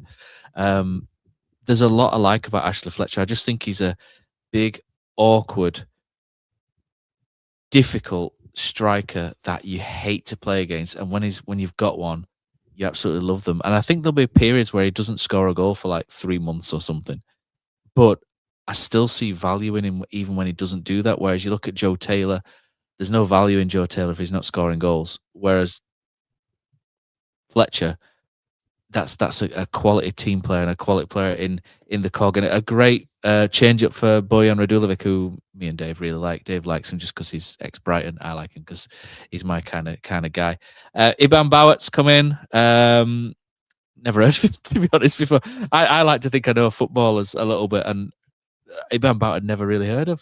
He's called Joel out for this. Joel loves him. Yeah, Says he's Joel. amazing. I don't understand how, though, because he's barely played any football in his career at first team level. I think it's a football manager signing for Joel. I think Joel's signed him a couple of years ago. Because they're Scottish international. He's played 25 games. 20. Vulnerable football journalist Daniel Story, who may appear on this podcast at some point this season. He really likes him too. He's seen him a couple of times for Portsmouth, but he was tracking him when he was in Austria, and he could be really good. Really good. Do you know what the good thing about Bauer is? When you, Dave, this is maybe one of Dave's sayings, but when you sign a player from a club, there's always a vibe of didn't like her anyway. Do you know, that kind of thing. Not one Portsmouth fan was like, not one. And I think, again, I'm stealing points I've made on my pod, but I hate doing this. You don't need to listen to that now. You can just listen to this one, Dave. No, listen. But the thing that's been repeatedly said is like, seriously, Levi Colwell vibes. Now, I hate comparing player to a player, and that is a huge thing. But where that comes from is he is the type of defender who can make a mistake, and it's usually all right because he has the recovery pace, the intelligence to do the next thing. Does he still have it? That's the question, though. Does he still have it? Honestly, he's been fully fit for over a year, flew through his medical. I don't know if the club would want me to put this out there, so I bet I might get a telling off for this, but he is incredibly quick in terms of some of his sprinting stats, even in his medical, put him right at the top end of the squad. It's just always a worry, though. After I know, like you say, he's injured a bit of a fluke injury. It's always a worry. The thing, and the other thing was that I think is significant is it was equivalent to a contact injury. You know, it's a bone injury, and bone injuries are so much better than muscle or ligament injuries. Because things don't pull around it. Yeah, that's the worst. So ACL is other things go around it. We'll come to kind of overall views in a minute, but he's one that I think if everything had lined up accordingly, there's no way he would be in League One under normal circumstances. I've got the bits and pieces from a Portsmouth fan to do the Iban Bauer signed seal delivery, so we can do that quite not today, but next week if we're around. But I think what my feeling on him was that Portsmouth brought him in to be a key player. He did his kneecap or whatever it was, and they had to replace him. And when you get replaced without playing, it's probably difficult to get back in among. And they ended up shifting him out to left back to try and get him back into the team. Yeah. They were that keen to actually get him on the pitch because of what he values. And he's not a left back. And Town can't fall into that trap of thinking, His left foot, he's dual. Like Joe Lynch. Do you remember when we used to do it with Joe Lynch? Bloody hell. Ethan Brierley's come from Brentford. Had a good little spell at Exeter. We have done the signed, sealed, delivered. For me, I'm not going to advertise this because I don't want to put the idea in town fans' heads. But there's an ex-player of ours that I think he will get compared to, which won't be favourable, I think, in some circles. But Brierley's Huddersfield Town players love Jonathan Hogg, don't they? Huddersfield Town fans love Jonathan Hogg, and he's not that type. So I just kind of worry a little bit about Ethan Brierley being young, small, central midfield, like George. Charlie, whenever Charlie always goes, "What player am I most like, Dad?" I always go, "Oh, a little bit like Joe Hodge, little midfield." He hates that. But Ethan Brierley just gives vibes of, and it wasn't Joe Hodge, by the way, the one that I think. I think there's a good footballer there. It's the stuff off of the ball, and the stuff Dave's just spent 20 minutes complaining about, the stuff off of the ball, which is why I think a section of Huddersfield fans will struggle to take to him. And I don't really, like I said, I don't want to put negatives in people's heads before we start because he's a good technical footballer there. But there's just that side of things, and knowing Huddersfield fans, I know that there'll be a section that'll latch onto it, and I just worry for him a little bit on that one. If the season doesn't start well and he's playing, he'll be the first one to be blamed with the way he plays. I think just because Ryan Ledson, right, for most of last season, I thought he was pretty vacant at times. I didn't think he brought what we expected to get when he came in from Preston. But because he puts in a crunching tackle every 40 minutes, it's fine. He tackled him. Brierley doesn't play like that. He doesn't. His dual stats are very, very, very low to what were they like 90. Well, Joel puts together these really good little dashboards, and Ethan Brierley's basically his defensive dueling was, I think, the second worst central midfielder. But that's because he doesn't. It's because he's clever in his positioning. No, it's fine. But he's clever in his positioning is good, so he picks up balls without it being a duel, which is fantastic. But town fans like people that crunch people, and if they don't crunch people and you're not winning games, what we said earlier as well is though it's about partnerships, and that's where you kind of go, Brierley, you're partnering with Kasumu. And then that kind of works. That because the best central midfield partnership I've seen over the last 2 seasons was Herbie Kane and David Kasumu when we went on that 13-game unbeaten run. I think with Brierley, it's just that of all the signings we've made, I think he stands out a little bit by not being a Huddersfield Town fans player. That's where I'll go with that one. Jump in here. However, we're right. Just Gab Sutton. Gab Sutton has him down as the best ball player since Moy, or potentially Caroline. Oh yeah, Gab loves him. So we might be the outliers here, but as fans looking at him and knowing how town fans especially react, especially when things aren't going well, central midfielders, as I know too well. If things are going well though, I think they will like him. Absolutely. But again, I think there's just that asterisk there that if it doesn't and he's playing with the way he doesn't crunch in or hasn't up until now, maybe he can change. They could be a bit of hard work for him there. Right, I'm much higher on him than you are, and I tell you, I'm going to make a couple of points of defence here. Dave's frothing, looking at his movies. Look, ready to go. The first thing I'd say, his context, all of those stats that you're giving me, completely different context to how he's going to be playing with Huddersfield Town. Last year, he was in, let's be honest, an average to bad side who didn't play with the ball an awful lot, who didn't work their midfield particularly well. I don't know. I thought Exeter did have a lot of the ball. No, they were under stress. They were under pressure a lot of the time, and often it was teams who were saying, "You can have the ball because we're going to sit in a low block and counter because we know you're not good enough to break us down." He had a completely different context, completely different set of players to work with. Here he's in a side who are going to, firstly, expect to have the ball more, or they should. If not, Martin Jury is in, I'm not going to repeat what we've said, but he's in trouble, right? So here's a player who is very visible because he really wants the ball. He doesn't want to crunch into tackles because he wants to be the player that someone has crunched into a tackle for him and he drops into that pocket of space for the ball. And you will see this. You saw a little bit of it in pre-season, but you will see a lot of this. He wants to be the player that then picks that ball up to pick the pass. That's his game. Now, the thing is, I understand everything you're saying. I think there is a world where that could happen.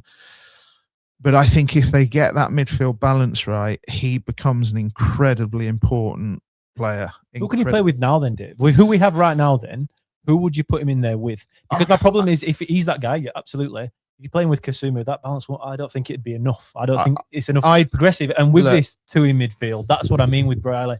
I think in this system that we seem to be going with, I struggle to see in the partnership, as Matt spoke about previously, where it just works. And I understand Leo Castledine at Shrewsbury the year before. He came from absolutely nowhere to be playing in the playoff final by the end of the season in the Championship. So, yes, players can have that season that they had before, be a total different player for a different team. Absolutely. We've seen it just last year. So I understand that can happen. It's just that balance, like you say, that you can pick the ball and spread it, but who with? I don't personally. I don't think it works with Kasuma because again, I think the problem with Kasuma as a runner and in the press, he wins the ball in the wrong areas for Briley to really profit off that. If I'm completely honest, I'm not a down on Ledson in terms of I think as a kind of proto six, I think he's fine to be honest with you, and I think he can do that job. I also think with Ledson, I think second season at Huddersfield Town as leader and a captain, I think he might see something different.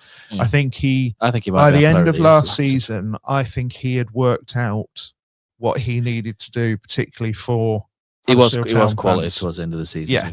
But particularly in terms of what you say, crunching into tackles. But you see, like with Briley, he is the player that you sign hoping to platform a bit.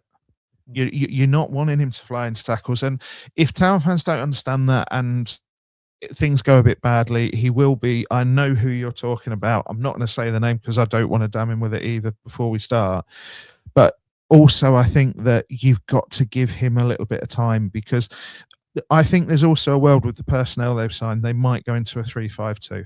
They might end up abandoning the three up front and going into a 3-5-2 because I think there might be a world where they want a lot coming through the middle, and if they do that, they've got to go into a 3-5-2 because I quite like to see Harness, Briley, and Ledson in that midfield. That changes. That did change a lot. I quite like that. So, for example, that would work, and if you had, I'm not even saying a 10, but if you went and got, I'm going to say his name again, but if you went and got a Cameron Humphreys, you could actually play him as the deeper line of the two. Don't say sweet words like that to me, Dave. But I just think with Briley, I think there's a player there who, even if you don't see the best of him this season, he has got the full toolbox. And if you platform him right, he can kind of do everything Herbie Kane does, but quicker, more accurately, faster, and he can also get around the pitch. But he's quite like Evans in that he's not going to disappear. He's when you talk about bravery, I can tell you one thing about Briley is he wants the ball. He will demand the ball. And the thing is, when you're kind of damning him, there's a lot of midfielders in that selection who do certain jobs. There's only really Evans and Briley who are the ones really visibly want to be on ball all the time. And like, I've got a lot of time for Evans. It's not worked out at Town. I think it will work out somewhere else. If he goes there, absolutely fine. I don't think he probably fits into Drury's system in terms of starting every week this season. But again, I like visible midfielders. And if visible midfielders to get criticised because things go wrong, it kind of goes with the job. Yeah, they show kind of goes with the job. Yeah, do you know, I think the other part of me not wanting me struggling with Ethan Briley is because he's kind of my type of player. I like technical players. I loved Lee Makel. You know, when I was I really like Darren Bullock, who did the crunching tackles. I liked the ball player. I always liked the ball players, and I can't be bothered spending the next 46 games defending him to everyone all the time. I just can't be bothered with it. I got the strength anymore to do it. Matty Young, he's not an Owen Goodman. I can tell you that from seeing him in pre-season. He just moves differently. Owen Goodman, I wasn't ever really high on because it sounds weird. I think some people will get this, some people won't. But the way a goalkeeper moves to me in and around the goal tells me so much about his. I think, is it dexterity? I don't know if that's the right word. His dexterity, what his confidence, and I really dislike. I dislike the period of English football, Dave, where all of a sudden English goalkeepers turn into robots. You know, these big, stiff, robotic goalkeepers. And Owen Goodman kind of reminded me of those kind of like big, stiff, robotic. You know, but Matty Young's different. Matty Young reminds me of an Italian goalkeeper. You know, the way he moves is very sort of continental in some of the things he does. He'll make mistakes this season, but I like his character already. Like when Preston came back into the game yesterday, you could see him visibly at the back just going calm down. He's mature beyond 19, amazingly mature beyond 19. And there were things he was doing at the back, and he came for 2 or 3 balls when we were under pressure, and he took them cleanly. One punch was a little ropey, but he got something on it. And I really hope this doesn't go wrong, because if it goes wrong, Huddersfield's goalkeeping unit is not good beyond Matty Young. Not brilliant, although Zanev was, I think, I just think, well, Matty Young, you see him, and he just looks like him. He looks like he's played 300-400 games. It just looks to me like he's played so many seasons as a first-team goalkeeper already, and he's 19. Yeah, I don't even notice him most of the time, and I think that's the best plaudits you can give a goalkeeper, in that you're not worried about them. Again, I'm not a goalkeeping coach.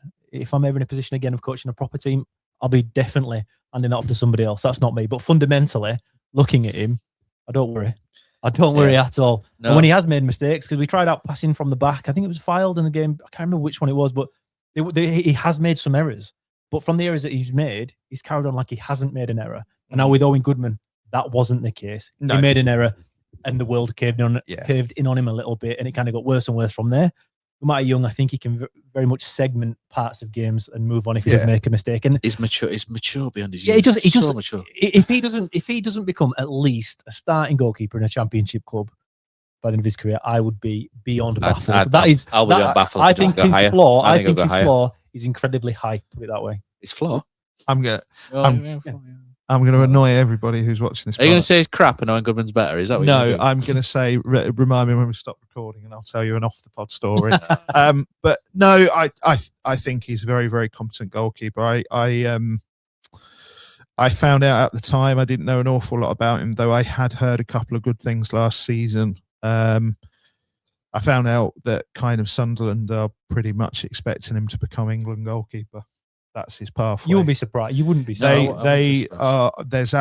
I'm led to believe there's absolutely no chance of anyone getting him on a permanent, because he will be having a season as Sunderland's goalkeeper at some point. That is the pathway for him. So you're looking at a lad who, if everything goes right and injuries permitting, etc., should be a Premier League goalkeeper at some point. So I think the only thing about him is he might have 1 or 2 arguments with his defenders. He is Lennon-esque in his ability to never be at fault, which I don't mind. I don't mind that from I don't mind Matt Glennon, and I don't mind that from my goalkeepers. But yeah, along with all of their business this summer, to be perfectly honest with you, I think all of their ins have been really good. Are there enough yet? Probably not. That's a different discussion. But I think what they've actually got is actually pretty impressive so far. Yeah, I'd go with that as well. I think in terms of ins, we're probably not at the same level as what we were last year. Last year was pretty crazy, wasn't it? We signed every centre back available, I think. Yeah, we did. We went a little bit crazy, didn't we? So I think we've kind of done them all there, haven't we? We've not signed as many players as what I actually thought we had. What have we got? 1, 2, 3, 4, 5. Yeah, it's not a lot there. Joe Taylor's like a new signing as well. That's what you have to go with when you return from a loan. I have in that. Right, okay, so what we're going to do at this point is we're going to roll in the comments from our other podcasters, Cozzy and Co., and we'll have what they think is going to be happening in League One next season, including their top 6, their bottom 4, and where Huddersfield Town will finish. Bonjour, je m'appelle Bouvet. Hello, there is no one here to take your call. So for your convenience, we have answered it automatically. Now don't hang up. When you hear the tone, leave your name and a brief message, and we will contact you upon our return. Hi, it's Alex here from the Costa del Ossit with my predictions for the coming season. In the top 6, we've got Huddersfield in 6th, Sheffield Wednesday 5th, MK Dons 4th, Plymouth 3rd, Luton 2nd, and Leicester City 1st. I think Plymouth will win the playoffs and Town will fall at the first hurdle due to an arduous trip down there in the semi-finals. My Town player to watch this season is Marcus Harness. I think more forward-thinking, more involved, as we've seen in pre-season. I think he's going to have a few goals and assists to register, so watch out for that. And my bottom four for this season are Leyton Orient, Cambridge, AFC Wimbledon, and Bromley. Up the town. Evening, Nat. Maynard Blue here with my anti-takes that chance predictions. Firstly, my top six. I see Leicester getting it together once they adjust. And forget about it, they'll win the league. I think Luton will push them and will compete with Stockport and Plymouth for the second auto spot. I think MK Dons and Town will make up the rest of the playoff places with a little bit of a Buddha Bing. I think Town will flirt with the top six and will just sneak in there, maybe with a bit of January transfer impetus, if you know what I mean. Question marks over the attacking combinations prevent us from pushing on any further, in my opinion.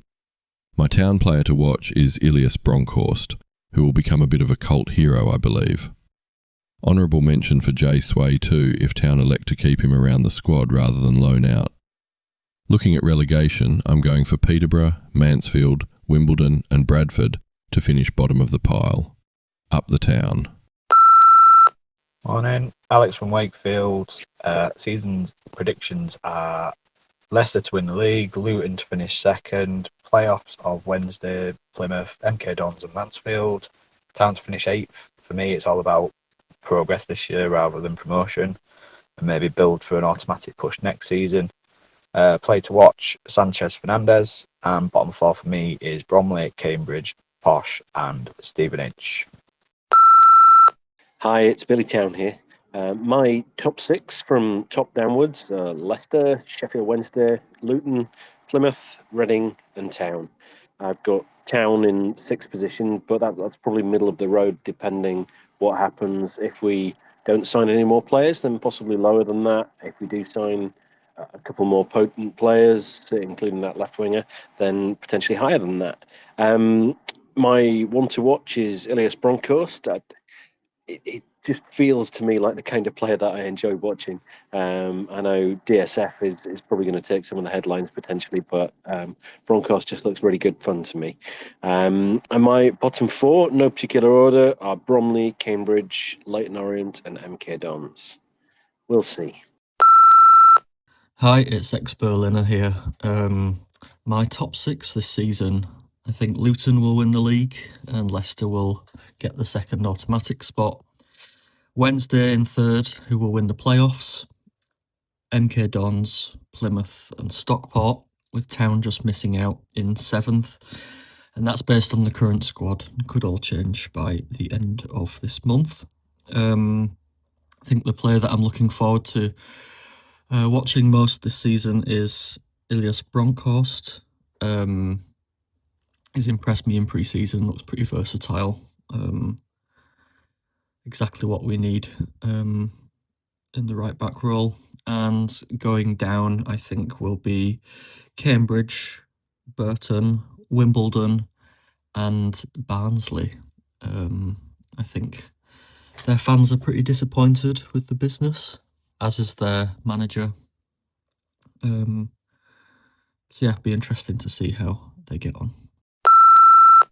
Hey up, Epi here. I've tried to stay as far away from domestic football as I can this pre-season. I don't know all about anybody else. I'll just give you one word. 7th. See ya. Good evening, this is Joanne.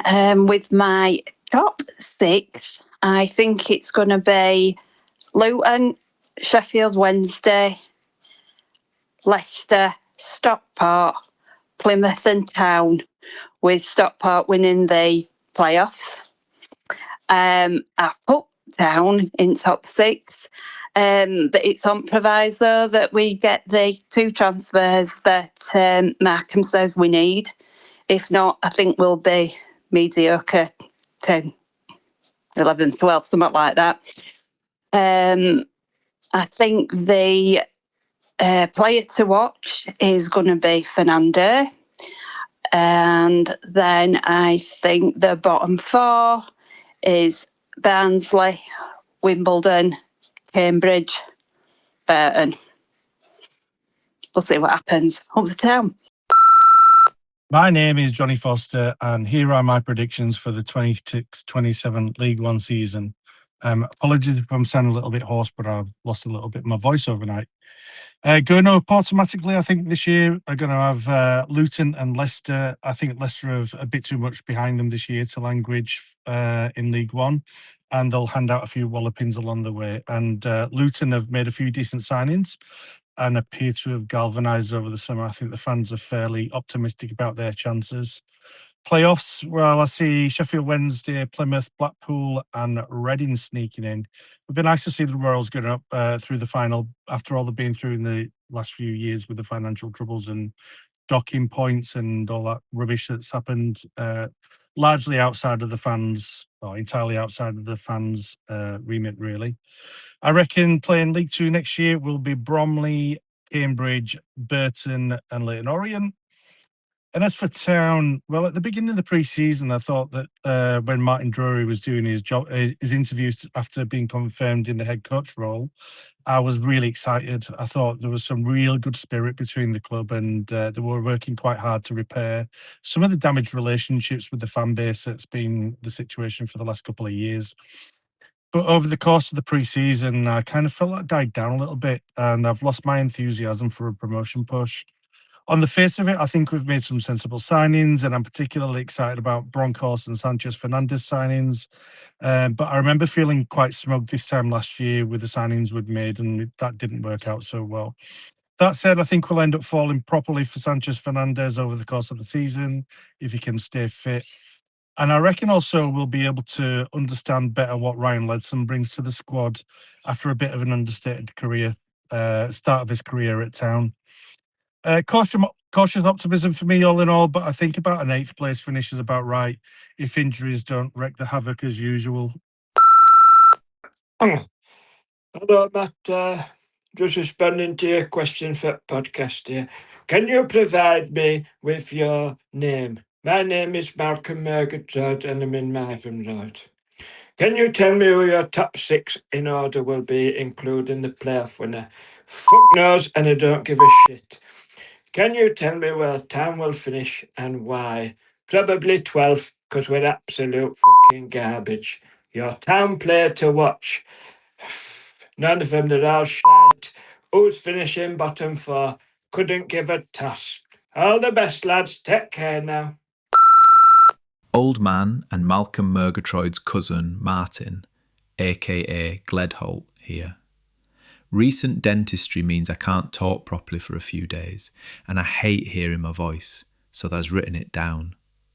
Slow start, safe standing rage, and the inevitable nonsense from the owner and his weird pal, who can't help themselves, will see us 13th, with a squad which should finish 4th or 5th.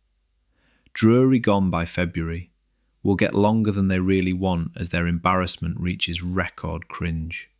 Luton and Leicester up. Wednesday, MK Dons with a wet sail, Reading and Plymouth in playoffs. Cambridge, Notts County, Bromley and Bradford down. The last one is just wishful. Player to watch, keeper, could go either way. Happy new season and keep an eye out for my match reports. Hello everyone, it's Nathan, long time listener, first time caller. My top 6 this season, I've got Leicester, Luton, Wednesday, Plymouth, Stockport and MK Dons. Town I've got finishing in 7th, to be honest. They could be anywhere in the top half. We've got a good squad. In terms of the individual quality, I just think it's really unbalanced. And to be honest, I'm not on that Drury hype train yet. So it could be anywhere, but I'm going to hedge my bets and go for 7th, just missing out on the playoffs on the last day. Player to watch, I really like the look of Fletcher in pre-season. I like, 21 goals last season is pretty exciting. And I like the way he plays, a bit like Bojan with the ball into feet. But hopefully he's got a slightly better track record on injuries, so he might be more available for most of the season and make a difference to how we play, like Bojan did. At the bottom, I think it'll be Oxford, Bromley, Cambridge and Burton bringing up the rear, up the Town. Hi, it's Phil from Disabled Sports Club. My top 6 is Leicester in 1st, Luton in 2nd, Town in 3rd, Plymouth in 4th, Wickham in 5th, and MK Dons in 6th. I think Town will win the playoffs because I like to be positive, so I think we're going to have a decent season. We've got an all right squad, maybe not as balanced as we'd like, but I don't want to be thinking negative. I think we're going to do it, but not automatic because we never do it automatic. My player to watch would be Bronkhorst. I think he looks a good solid acquisition, and I think he could surprise a few by coming up with a few goals as well. At the bottom, I've got Mansfield, Cambridge, Burton, and Bromley. I think Bromley will finish bottom, and beyond that, I was just picking names out of the league, really. Cheers. Right, let's get straight into it. It's Marcus here. Season preview.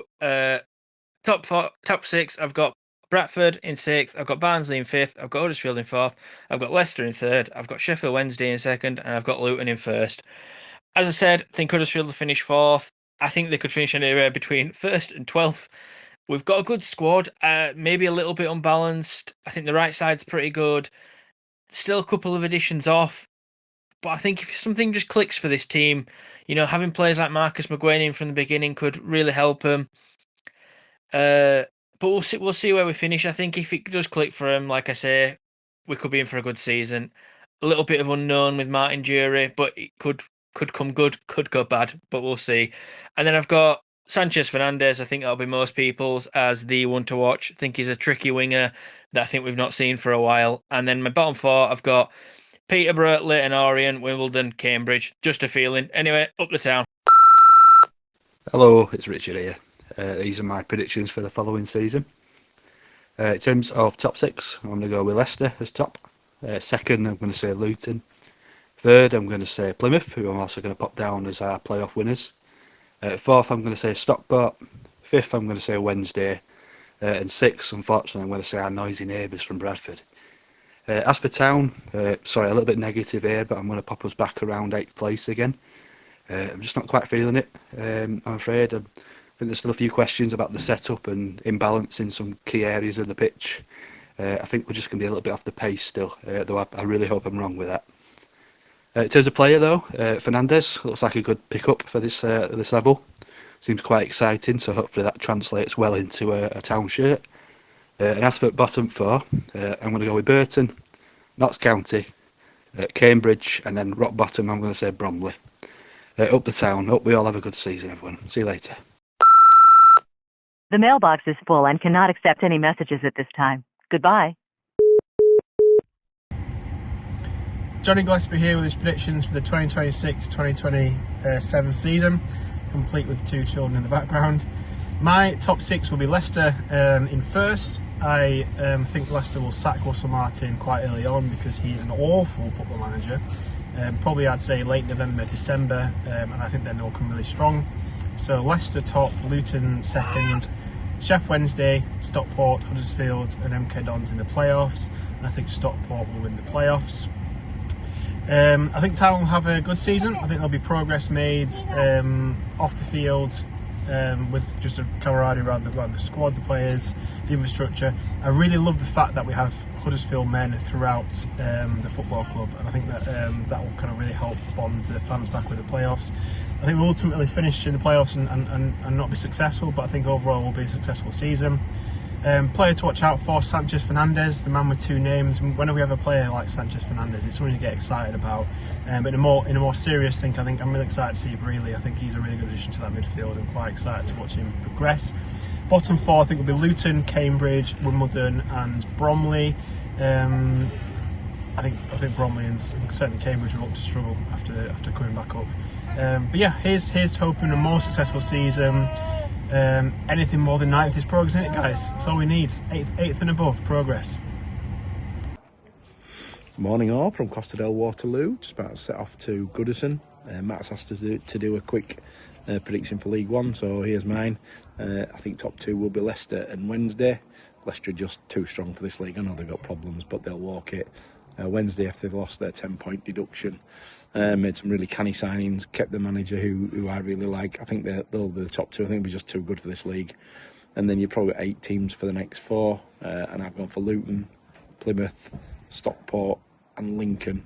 I I think there's an outside chance Town could shade into fifth or sixth place, but it's going to depend heavily on Drury getting the mix right and sticking to it. We've had too much chopping and changing for way too long. And then the bottom four, I've gone for Burton, who I think have dodged the bullet 2 years in a row.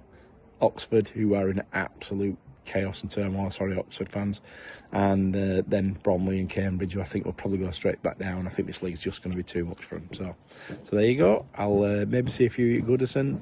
If not, enjoy the sunshine. See you guys. Hey, y'all, it is Jerry Hennon, your friendly neighborhood American Huddersfield Town fan, here with my season preview content. Top two, very boring. Luton and Leicester, they've just got more talent than everyone. Wilshire and Russell Martin just need to not screw it up. I do think Leicester will have a little bit of a hangover, closer to the rest of the top six than might be expected, but they should get there to the auto promotions in the end. Third, here's a surprise, MK Dons. I think we've seen the top of League Two, can hang in League One. Plymouth fourth, Doncaster fifth. I think they were much better than their results last season. I think despite losing Molyneux, they'll have a good year. Then Huddersfield down in sixth. I do think Town still have more talent than most of the rest of the division, and I think the lower expectations will help Drury in particular kind of get his feet under him as the season goes along. And I think eventually, if the injury bug won't kill us, time will really tell and get Town into that last playoff space, maybe, I'm hoping. I'll go for Plymouth to actually win the playoffs, though. I can't call for promotion after the last couple of years. I think Ryan Ledson is my Town player to watch. I think he's going to have a really good season after Lee Grant maybe overcomplicated things for him last year. For my bottom four, I've got Barnsley in the Rotherham Memorial we're way worse than people expected slot, followed by Burton Albion, Cambridge, and then AFC Wimbledon as rock bottom. All right. Thanks, y'all. Hello Town fans, it's me Joel Granger, and I'm going to tell you precisely what I think is going to happen in League One this season.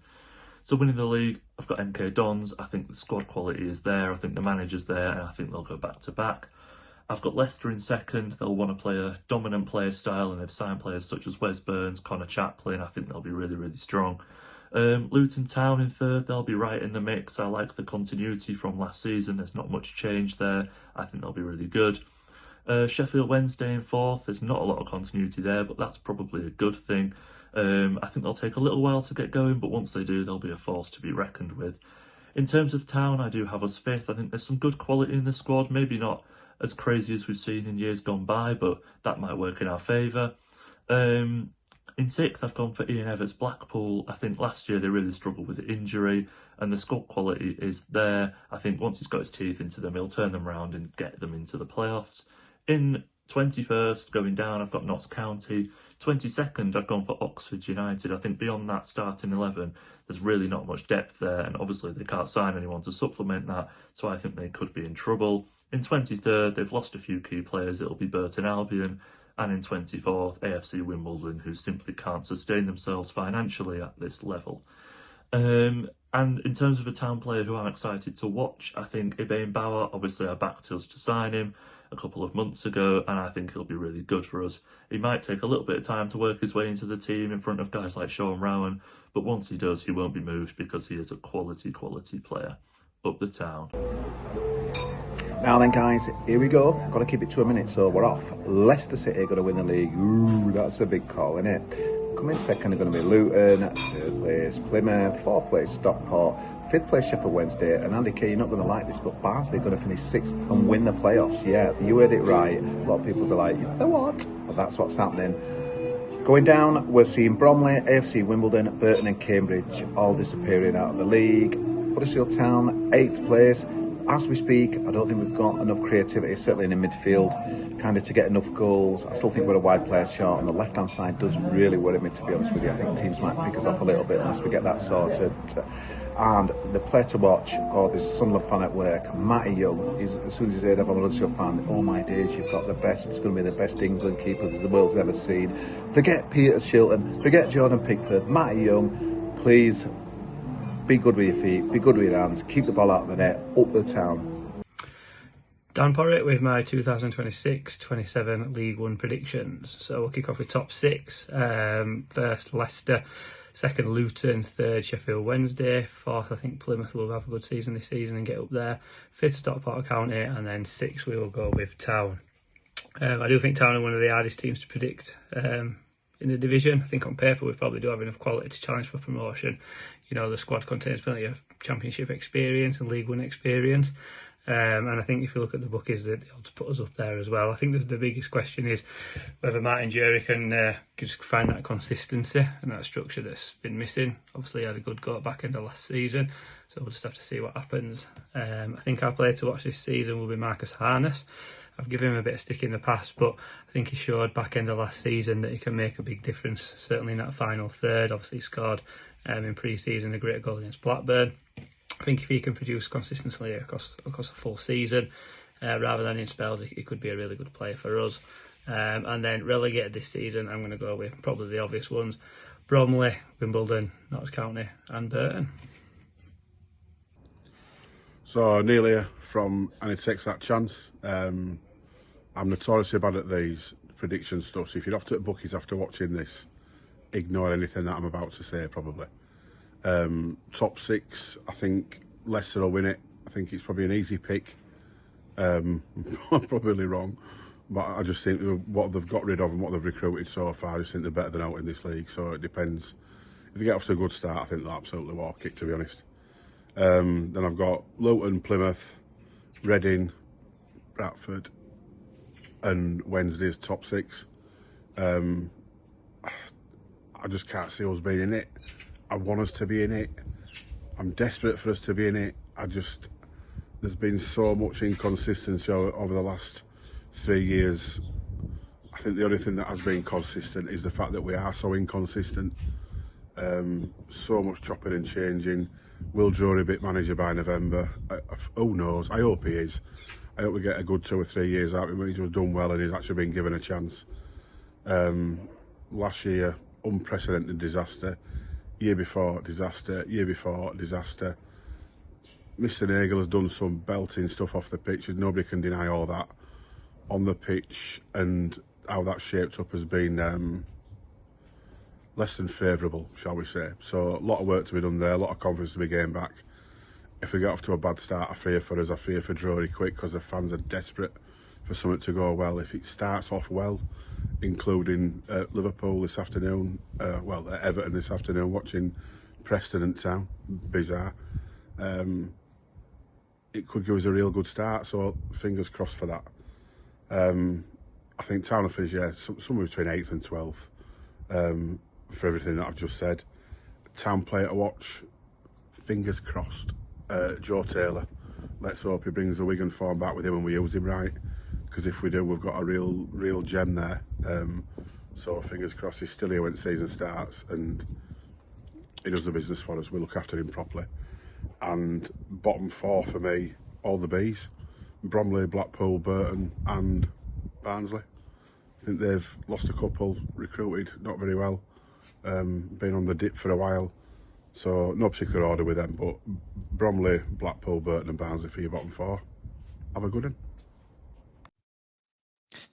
Okay, so between Cozzy recording on an adult film set and Gaz K predicting last year's champions to finish 6th, it's time to advertise our Patreon and the quality for that. Thanks guys. There's some good ones there. 1 or 2 made me have a little think as well. Signings out. Are we disappointed with any of the outs? I think some people were a little bit disappointed with the Alfie May one. I think, like you mentioned, a second season, didn't you, for Ryan Ledson? I think some were kind of thinking that. And Alfie May looked a little better towards the end. My comment about Alfie May, or question I say about Alfie May last season was, have his legs gone a little bit? That was always my little thing. Do you know when you whisper it quiet, like, have his legs gone a little bit? 1 goal for Doncaster in 1 game and penalty as well in the penalty shootout. I think I'm upset with Alfie May going. I'll be totally honest. And now I think it comes down to 2 things. I think it's personality clashes between himself and a few people. And if you're not wanting bad eggs in the club at the moment and you're trying to reset something, you kind of understand it. Is he misunderstood, Matt? I don't actually know. But there's definitely been things from a fan looking at the team when he scored against Burton and he's shouting, "This is why you effing play me." That's what he said right in front of the away fans as he bagged it. He went downhill from there, but that's happening in that moment. But so you understand from that perspective. I think, again, speculation. our budget isn't necessarily as high as it has been previously compared to everybody else. It doesn't feel like we're the big spenders on new players. I know we've got money being spent on players from last summer that now aren't potentially still spending on them in the plans anymore. So we had to do a little bit to do a little bit, as you may want to say. And I think Alfie May, unfortunately, was a part of that. But I just think I still think it's more personality clashes, and they don't think he's the right guy. Have his legs gone? I don't think so. I think we've brought in the best League One striker, bar Birmingham, in the last few years, and we played him pretty much out of position for most of it. Maybe he went into business for himself. You can say that he played out of position, and maybe he did that himself, that he went a little bit rogue, because at times I think he definitely did, and that's what managers spoke about afterwards. As Dave says, he goes looking for work. He does, but then a striker does as well, and I think there's still ways to control that if you are respected enough or play him in his right position and keep him happy. But ultimately, you can't keep every player in the squad happy, so it's a balance, and I think that's what Alfie May's done. And to be fair, with Charlton, obviously he scored, I don't know how many goals he scored for them before he left, and then they went up the season, he left afterwards again. So he's not the be-all and end-all Alfie May. He's a bit Joe Taylor-esque, I think, in that, bar Birmingham, if he's getting 30 goals a year, sometimes it's at the detriment to the team around him. I mean, simple equation for me is he was suspended for more games than goals he scored last season. And the reality is that I think also, I have no idea about the personality side of things, etc. But I think there were issues there. I think sometimes there's value in showing that nobody in the squad is untouchable either. Yeah. And I think not only kind of Alfie May going, but going so early is perhaps that message sometimes that some people need. And you know, it didn't work out for Alfie May in a Town shirt. I don't know if his legs have gone, Matt, but what I would say is he's gone to Doncaster, not Leicester or Sheffield Wednesday or Luton. You know, the teams that we're going to talk about that we think are going to be well up there. He's gone to Doncaster, who will be really, really functional, play to every one of his strengths and try and get the absolute maximum from him, but would be extremely happy with mid-table now. It's going to be like Joe Taylor at Wigan, isn't it? Where Town fans are going to be like, he's scoring loads of goals, why have we let him out? Yeah. And then it's like, when he comes back, which he probably will do at the end of the season, he won't score again. You know, completely ignoring the fact that Doncaster will be like 12th in the table. Nothing wrong with that either, should I say. They'll be content with that. I think, Donny, when we get to it, they will actually be quite a competent side this season and will do fine. But, you know, some players at some clubs don't work out. That's just the reality of the amount of transfer business. And the other thing is, like, I think there's more outs to come. You know, you've got 6 centre-backs at the club. 31 players we have at the moment, I think. Yeah, in the first and you can't, you know, like man squad, isn't it? we've talked about Martin Drury. Like, you've also got to give him a fighting chance. You know, he's a young manager with too many players, and the thing Lee is, Grant had that issue, and he was trying to keep them all happy. You need a core group that you're keeping happy and playing, and you've got to do something about the fringes. And you know, like all of the outs to me, I've looked at and just gone, yeah, that figures. You know, the Lee Nichols one was the other one that people raised an eyebrow at. But I worried about that because I worried about it before I saw Matty Young, and now I've seen Matty Young, I'm less worried about that. And I told you you could get. But you a keeper. told me Owen Goodman was the best keeper in the world. Well, I still think he'll be all right. But you know, I told you you're going to get a goalkeeper who's got everything that Lee Nichols had, but can also kick the ball. And probably cheaper as well. Yeah. I think. Did Lee Nichols go and say bye at the end of the game yesterday? I didn't really see. I don't know, but apparently he was helping during penalties, telling them where to dive. He's always been a shit house. I'd totally do the same. I can't judge him for that one. He's playing for Preston, of course he is. Dion Charles has left. I think everyone saw that one coming, didn't they? If there was a taker. Amari Mrisho, left-sided. I think he's a left-sided under 21 player who's gone to Crawley. Jacob Chapman. I think people were a little bit frothy about that, but he's like 26 this season. I mean, he had to go and play football, didn't he? He started quite well there. Listen to my thoughts on Chapman. If he was good enough, he'd have been in the side. I was never a big ago. fan. Yeah, I was never. Goalkeepers find it hard quite often to get a chance to have an opportunity. Chapman had many opportunities and never grasped it. So he's fine. No, I'm not saying he's rubbish. Yeah, he's fine.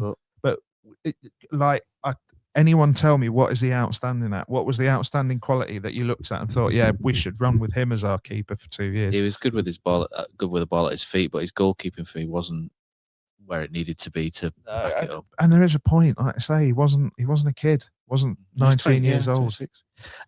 Likeable though for Town fans, and I think that goes a long way. Good guy, and I hope he does well. To be fair, Ruben Ruskin went to Oxford, which wonder if they're going to play him on the wing. He didn't even make the squad yesterday for Oxford. I think he's injured. Is he injured?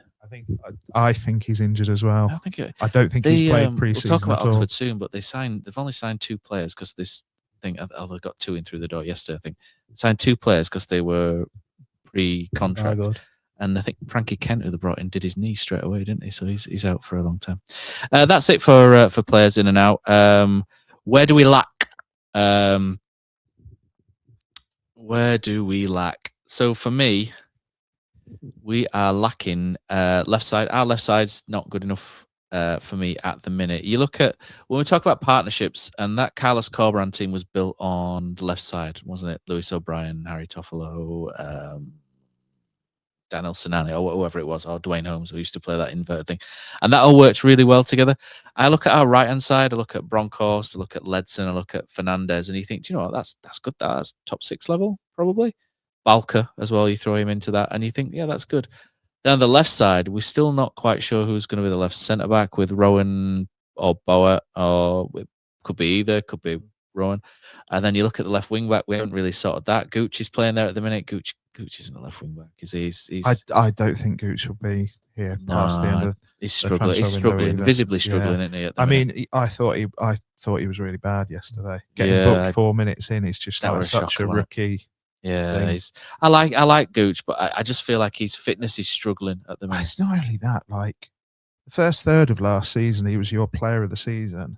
The last third of last season, he was arguably like he's always injured though. One of your worst. He was out. I don't know if. Again, funny player, a bit Alfie May. It should all work on paper, but you know if it's not working, sometimes. I mean, Barley Mumber on the left as well. It doesn't work for me. It came on yesterday, and I thought he wasn't great again. He wasn't an upgrade really on Gooch. Not a massive one anyway. Harness, I like Marcus Harness. I think he's a really good footballer. In that role as an inverted left, that's where Ipswich got the most out of him when they got promoted from League One. So and I thought he was fine yesterday. Actually, yeah, I like him. Yeah, I thought he was fine to good. To be honest, yesterday in that. I like Marcus Harness. He's a good footballer. He's the kind of footballer I like. He's intelligent. He makes really good runs.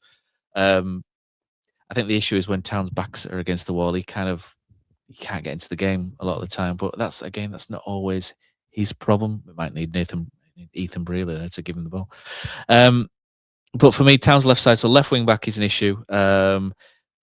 Defense should be all right. Like Dave says, we've got 6. I mean, you should be able to pick 3 decent ones out of that. Yeah, as long as Watmore stays fit. Injuries are an issue though. I want Watmore in me. I would predict one more go because 6 is just too many. And I think I don't know a go. I honestly, I mean, would you put Rowan left wing back at the minute? It's all right. But the problem is you've got Boa who's obviously injured. We're saying it's a fluke kind of thing. It's what happened again. Wallace is Watmore injured. Always injured or has always been injured. Joe Law's not got a great record with us. His calf. Virginia Balker, I know all of a sudden we think he's robust, but up until the last 6 months or whatever, he's not been. So if you're getting rid of one, you're only a couple of injuries away from Murray Wallace being the main starting centre back again. Don't forget about Big Fries to go. Fries Togo, yeah. Dizzy and Togo there as well. But again, I think you probably do need to shift one on because you've got 6 of them. But if you're playing 3, and with the injury record we have, you've got to be careful on who it goes. But I mean, even if most sides, if they're playing with 3 at the back, will still only have 5 because they would, if they were in a crisis, they would look at shifting a fullback in or a midfielder back. Yeah. Like the Ollie Turton role. 5 specialist centre backs would be absolutely fine. Yeah. You know, the thing you've got at the moment as well that's highly unusual for League One is that you've got 3 left footers. You know, like they are very, very highly priced and come at a premium. So, you know, Wallace. I couldn't think of the third one then. Yeah, I think contract-wise as well, some of them are kind of coming towards the end. I think Wallace, has he only got a year left? I can't remember. We'll have to have a look at that. Yeah, so for me, left wing, I think we're all in agreement. Left wing back and central midfield just doesn't work for me at the minute. There's something they've not got the player who ties it all together. Yeah. And I think why did Ryan Ledson play well at the end of last season, Dave? Who was he next to? Who did lots of running box to box? Who was it? My boy, Cameron Humphreys, wasn't it? Yeah. Oh, yeah. Of course, Cameron. Yeah. We're trying not to say his name, but It sets me off. I would like, again, this is not coming from a place of insider knowledge or anything like this. I'd be staggered if they didn't sign another central midfielder. They've got loads of central midfielders on the books, and only do you think 3 we've got enough? really are good enough. If we're playing 2 10s, do you think we've got enough in that area? Because what have we got? We've got Harness, we got Fernandez. I think Fernandez is going to struggle with the game load. Just to stop you there, though, I think you have to look at it another way. Have they got enough there now to run till January? Because I think that's what the club's approach might be to that role at the moment. Possibly.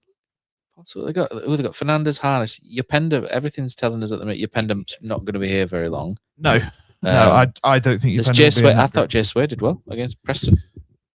I think you've got to understand there's a point where you need to leave room to have a look at a couple of people, and I think it's another transfer window where I don't think Town can solve every problem they've got, which is it's every window. Like, this is my frustration with it. This is another conversation, but they're still at the point where they're having to repair constantly rather than upgrade.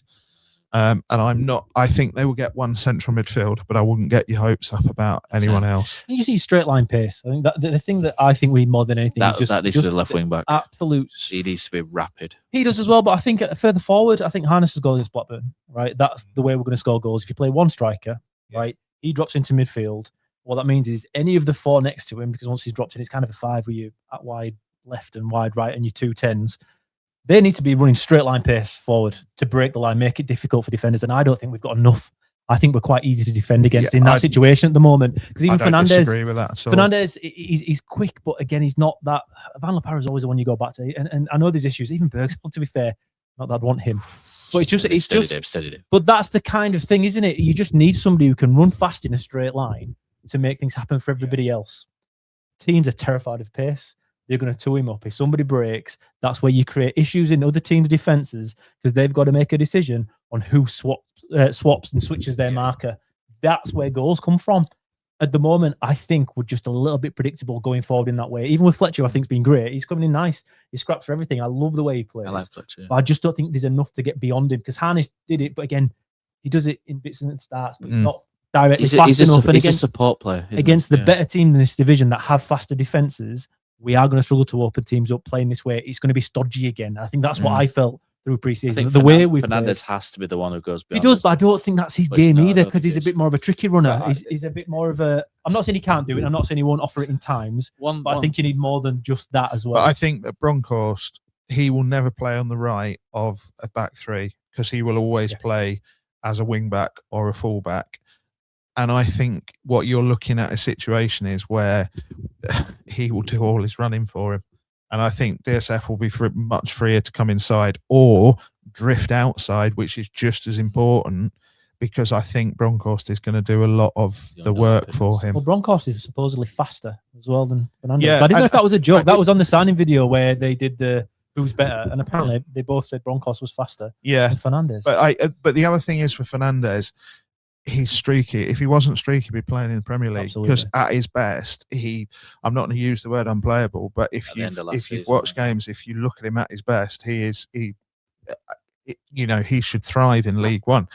But he's also going to have 10-game spells where he doesn't. Unfortunately, that's the life of a winger. Yeah, that's where you need the backup. But one thing on Jay Sway as well, who, like I said, I liked him against Preston. He doesn't count in the 25-man squad because he's still 19. So that's a positive. And there's been a lot of loan rumours, and this is why I hate pre-season. Yeah, because I think I'd keep him. Yeah, and I would have him on the bench from the off to have a look at. You can have a look at him for 3 games, and then if you think, he needs to be a bit more robust, he needs to go to Oldham or Rochdale for the season, you can still do it. You can still do it. He's really kicked on. Last 12 months or so, he's really kicked on. I really like Jay Sway. Right, so we've done what we lack. Injury issues. We've kind of covered that a little bit, didn't we, with the injuries? You can't keep going with 30 players a year getting injured, which we've had. I think I've got something on the mentality that I put a note about the mentality. To get promoted, are Huddersfield Town mentally strong enough? And and this is the one thing you ask, and if the club listen to it, they'll hate that question because you're kind of questioning someone's mental toughness and the character a little bit. Do we see Huddersfield when the going gets tough? Do we have enough players who stand up and push back rather than get pushed backwards? Like Jack Watmore. That's why I love Jack Watmore's performance against Preston, because he stood up. He was like, "I'm having this," and he was really good. And he's that kind of player. I like him. Do we have enough of those? Because you look at the last minute goals we concede and we get forced back a lot. We saw against Preston, we go passive. Mentality wise, and he's Martin Drury, not Eileen Drury. Do we have the mental makeup to get promoted? Because even yesterday against Preston, your two most experienced players are missing penalties, pretty poor penalties. That's the little things there where I'm pleased they stepped up. Don't get me wrong. It was good that they stepped up. The first two players to step up, your experienced ones. I'll take one. Brilliant. Didn't take them very well, but at least they stepped up. So I'm kind of caught between two stalls a little bit with it, because I like Ryan Ledson. I think people say he's not elite because he doesn't bollock people all the time, like apart from Alfie May that time. It doesn't bollock people. So I don't think people sort of see it visibly. But when you watch like the inside town videos that they do, Ryan Ledson is a leader. You know what I mean? I like him in terms of the way he talks as well. And you can see him talk, little things he says to other players in there. If you pick it up, he is a leader. He's just not one of those visibly on-field ballers, if you like, shouting and balling, not footballer. But do we have enough? Fletcher, I think, adds to it. I think Fletcher's a leader. I think Fletcher's an experienced, good, massive head. So he's, when you are being pushed around away at Stockport, if you remember the Stockport away game last year, where they just pushed us back, and pretty much just pushed us in the net by the end. Fletcher is one of those kind of players who could stand up to it. Ledson, I think, does in his own ways. He just lacks the speed, doesn't he? Sometimes, but his clearances go up. When we're under the cosh. Jack Watmore, but after that, I'm kind of like, We didn't have it last year. I think we can basically all agree on that. Last year it was lacking. We've not brought in that many players this year. Fletcher helps, absolutely. Bauer might help, absolutely. But Bronckhorst looks like he probably will be able to. His English was phenomenal as well, by the way, on his video. He was bang apart on from with his that. Yorkshire slang, apart from that one. Well, to be fair, we don't even understand that. I enjoyed that, to be fair. But we didn't have it last year. So to say, as of now, do we have it? It'd be a miracle if it's suddenly there on day one. We've not brought in a brand new team, brand new core, brand new spine that'll instantly bring it in. We haven't brought in 4 Germans and all of a sudden it's going to totally change. We haven't done that. We're trying to rebuild from what we've got, right? So I do think you can build mentality, though. I think you can win games and you can get there eventually. But based upon yesterday, I don't think I can sit here now and say we definitely have. We have got the mentality, because everything shows that it's an issue. It's a real issue at the moment. But then a good run of form in August and through September, you can build that belief. Just as you win World Cup tournaments, you kind of get into it and then it brings you on. Do you think Lincoln expected it at the beginning of last year, but by the end of it, they were unstoppable? They had unstoppable. I think no expectation helps. And I think the club have looked at this, and I think they've purposely tried to play everything down. I felt sorry for Chris on Radio Leeds the other day, because Oggy threw him a hospital grenade kind of thing, didn't he, with that, and he probably didn't answer it as well as maybe what he would do now. But I can see them visibly trying to go, really caught between saying, yeah, we think we'll be all right, but don't get too excited. And it's kind of because they don't want people to kind of go, we're going to HMS piss the league, and then when it comes to October and you're struggling, start demanding heads on spikes and going mental and not turning up. And they're trying to control a very pissed off fan base whilst not coming across as trying to play down the players themselves. And it's a very tough position to be in. And I appreciate that the club are there, because we can just sit here and go, he's shit, when they're not. And that's what we can do on here. They're in such a difficult position where they have to please so many different areas by saying the correct line every single time. Because you know what fans are like, what we're like. We'll pick up on, you could listen to someone for 45 minutes and then one little line strays in whereby it's not quite what you went, and they'll leap on it and they'll twist it and they'll kind of put their own spin on it. And it doesn't help. It really doesn't help. And that's why the mentality thing makes up, because when Kevin Nagel comes out and goes, we're going for promotion or we're going to piss the league. I know he's not, that's paraphrase, he's not exactly said that. But when he comes out and goes, we're going to piss the league, and that's such an American thing to do, is to kind of be the hype man and whip it up. And that's all he's trying to do, isn't it? But when you're a Huddersfield fan, you take that at face value really strongly and go, right, we're going to piss the league. Kevin Nagel said so. And then when it's not happening, they turn on the players too quickly, and that then creates a more difficult atmosphere to play in. And I know people will say they get paid X amount, they should be able to strong, and to the point they are. But by the same token, you can't then take credit for the David Wagner season, whereby the crowd were phenomenal and at the times swept that team to the top 6 in many ways. It can have the opposite effect if you are too angry in the ground at the same time. It doesn't always, and people have got their rights to, but I can see why they're trying to play things down, but probably internally are playing things up. Am I right on that, Dave, do you think? I don't know, but they're only dealing with the conditioning they've given the fans. Like when things have been bad, they've been the manager. That's been how Huddersfield Town have moved, and Chris wants to do something different, but there is a point, if it's not working, where it could have to happen. And I think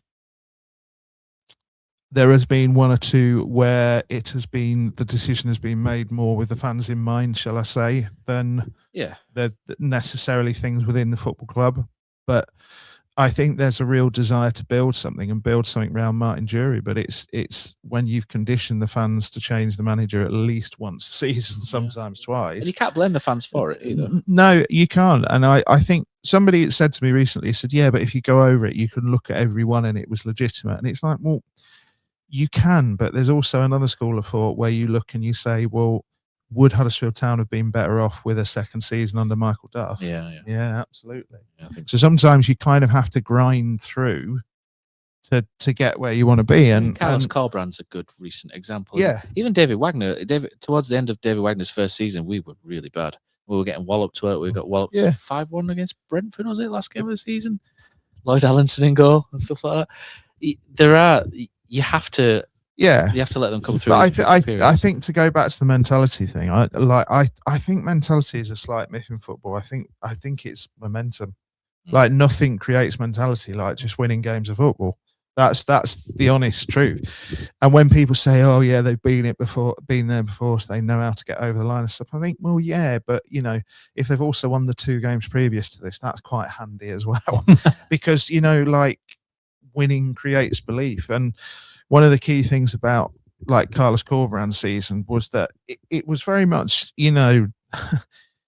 despite reports to the contrary, it was very much in the balanced second season early on. If they hadn't started well, if they, there's all this stuff about, all the players are saying, oh, well, we really believe in this guy and all of that. And I'm sure that was all going on, but I don't think that would have lasted till Christmas if things weren't going. Mate. That was I don't believe that would have lasted until Christmas if they weren't winning games of football, and I kind of think with Corbrand, he was so lucky to get the COVID season, because if fans had been in the ground, they wouldn't have accepted the football that was being played.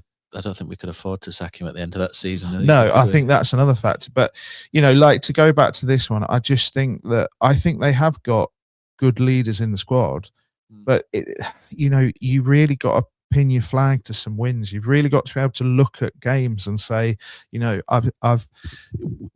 how to get over the line. We know how we achieve that. And like, I'm just going to repeat it. That's why it's about what you do on the ball, because that's what gives you the belief. If you find a system that cracks the code and you score regularly from it and you win games from it, then that's what creates your mentality. I think you can create mentality really quickly by winning 4 games out of 5, to be honest. Sign some wingers. That's what we need to do, Killer. Sign some bloody wingers. Last bit, because we're in the danger of the 2-hour territory when we said we do 45 minutes, Killer. Every time. I need a wee as usual. Right. Predictions. I've got a bit on tactics, but I think we did that earlier, didn't we? Talking about that. So predictions for Huddersfield Town. Killer, you're looking at your phone. Do you need to? I'm just address making your sure, notes? just so it all tallies up later on. Yeah, I'm happy with that, and I've changed this, Matt, just because of your discussion with me earlier on, because we were exactly the same. I thought we can't be exactly the same. Me and you are jumping. Me and Killer are jumping, Dave, because I think I think me and Killer, we do talk it all the time, don't we? But by the same token, we get our own thoughts, and then we go, I think this, and you go, oh yeah, I think that. And it's like how that. Yeah, we're a little bit too aligned sometimes, aren't we? Chris loves alignment, by the way. He says it every interview, doesn't he? I take the piss out of him for that a little bit. But I was thinking before the Preston game, I'd bounced from Huddersfield Town 8th to Huddersfield Town 5th on the proviso that I thought that we hadn't finished in this window and that we would add one or two more quality players in there. And it's what it all hinges on for me is who comes through the door from now till September. If no one comes through the door, I don't think Huddersfield make the top 6 because I just see too many holes on that left-hand side. I don't think there's enough cover at 10. There's a lot of cover at the back. But injuries are a problem. There's all sorts of things that could go wrong. And I think we'll be close. So I'm not saying any lower than 8th, but I think if we don't make one or two signings, I think 8th is it. If we do bring in, say, we'll throw two names into the hat that come off the top of my head.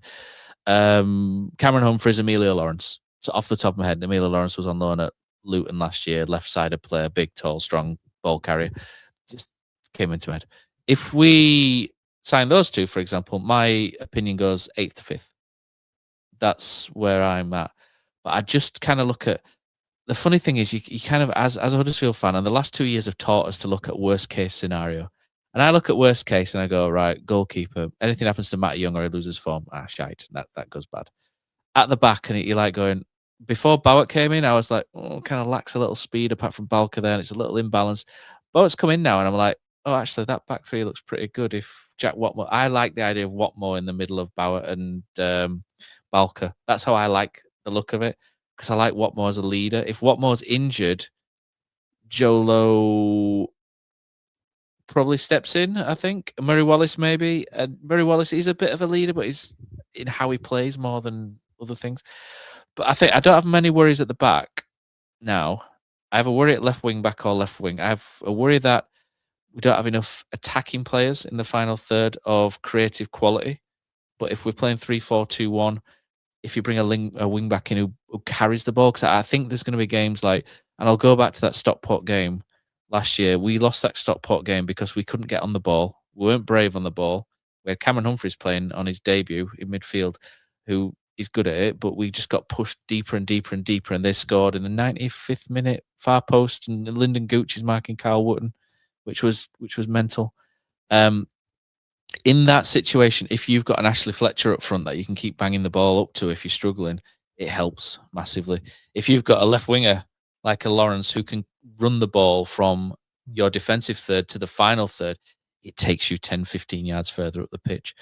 And it's those players that you need when your back's against the wall. When we talk about character and mentality, and I think in games, if you've got the right out balls to get Huddersfield Town from defensive third to final third without needing to pass it and without struggling, to get out agriculturally and keep it there rather than just constantly having the ball returned to you, I think that's massive in League One. And I think if Huddersfield get around that, then I think we could be quite good. And if you do buy Humphreys and Lawrence and things don't quite go as well as they do higher up, you can even finish higher.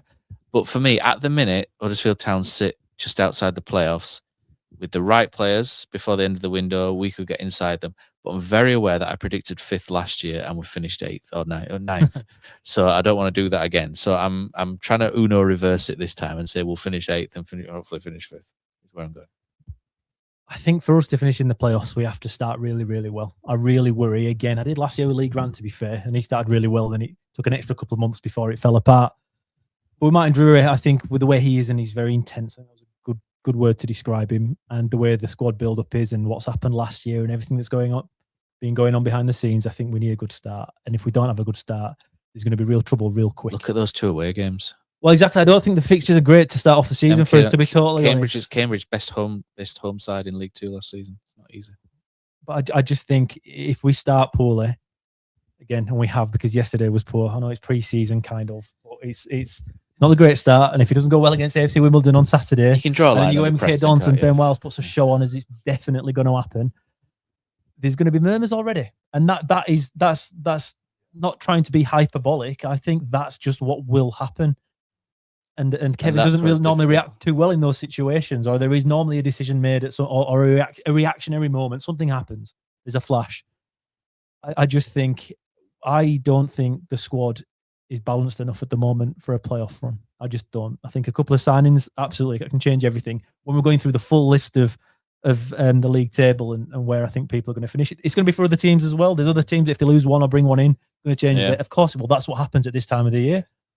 But for Town Ivers finishing 9th, I think this year's much better at the top end. Not for the top 2 clubs, but the top 12 to 14 clubs are much tougher. And Town have struggled to win tough games. At home, they've done all right. Away from home, we have beyond struggled. And if you do that this year, I think you're going to be left a long way behind. I think fewer teams are going to deep lock us, though. I don't think we're going to be as scary as we were last year. So I think we're going to get less respect, which will help us. Because if you've got that straight line pace, that helps when the counter attack, and I think that will be an opportunity this year. But at the moment, we don't have that pace. So I feel like if teams come at us a bit more with what we have at the moment, we're in trouble. So for now, I have finishing 9th and a pretty solid 9th, to be totally honest. But again, a couple of signings, I can see sniffing into 5th and 6th because there's a couple of teams in there that are quite questionable. But it's a tougher league this year, on average, than it was last year, and I think that goes against us somewhat because I still feel we're just behind the 8 ball a little bit in regards to bringing the types of players in that we're missing right now. I think it's a far tougher top 4 to get into. But yeah, I've got them 7th or 8th. I've got them kind of completely interchangeable, which with another club we'll get to. But I think they're a transformative signing away from getting into the playoffs. Yeah, you know that's it. It's a very easy thing to say. Every club is a transformative signing from getting into the playoffs, but I do think with Town there are a couple of obvious areas you can improve, and it does really upscale what they've got. So I think 7th or 8th, but I'm not going to change the kind of gospel I've been preaching on We Are Terriers, really, which the P word this season is it has to be progress. It has to feel better. You have to lose games of football in a different way. You can't spend 2/3 of the season with the fans very unhappy with what they're seeing, win, lose or draw, which is what has happened over the last couple of seasons. You know, that's the reality. There has to be some smiling faces walking out of the ACU, you know, at 5 o'clock on a Saturday this season, because it's a ridiculous thing to say, but how many times have Town won a game of football and no one's been particularly happy about it over the last 2 years, which is the thing you can't really portray to fans of other clubs who look on from the outside and go, well, you know, it doesn't look too bad. But that's what it's got to be. It's less for me about the position and more about how this season feels. Are you on a journey somewhere? Are you on a road to somewhere? Can you see year 2 is going to be better than year 1? That's how it has to feel. I think that's why there was that reaction to the Preston game, wasn't there? But yeah, I think that's it. So I think we've pretty much got 7, 8, 9 there, haven't we? So average 8th. We're going 8th then. We'll average 8th. Average 8th, unless we sign a couple of pretty decent key players. But yeah, I think that's it. So that's it for our Huddersfield Town review.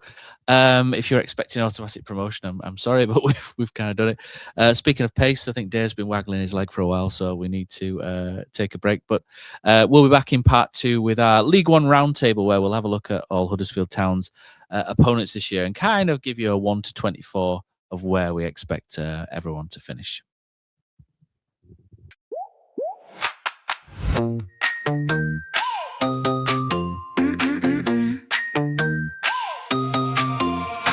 Killer packed a bottle and a map made of hope. 2 wheels, no snacks, just a stubborn scope. He waved at the market like I'll be back by noon. Then the road got wider and his legs said soon. He turned left too early, then right thing gone. Sun on his shoulder kept dragging him on. His calves went quiet, his grin went thin. He checked his pockets, only dust within. Killer, where you riding? Killer, where you gone?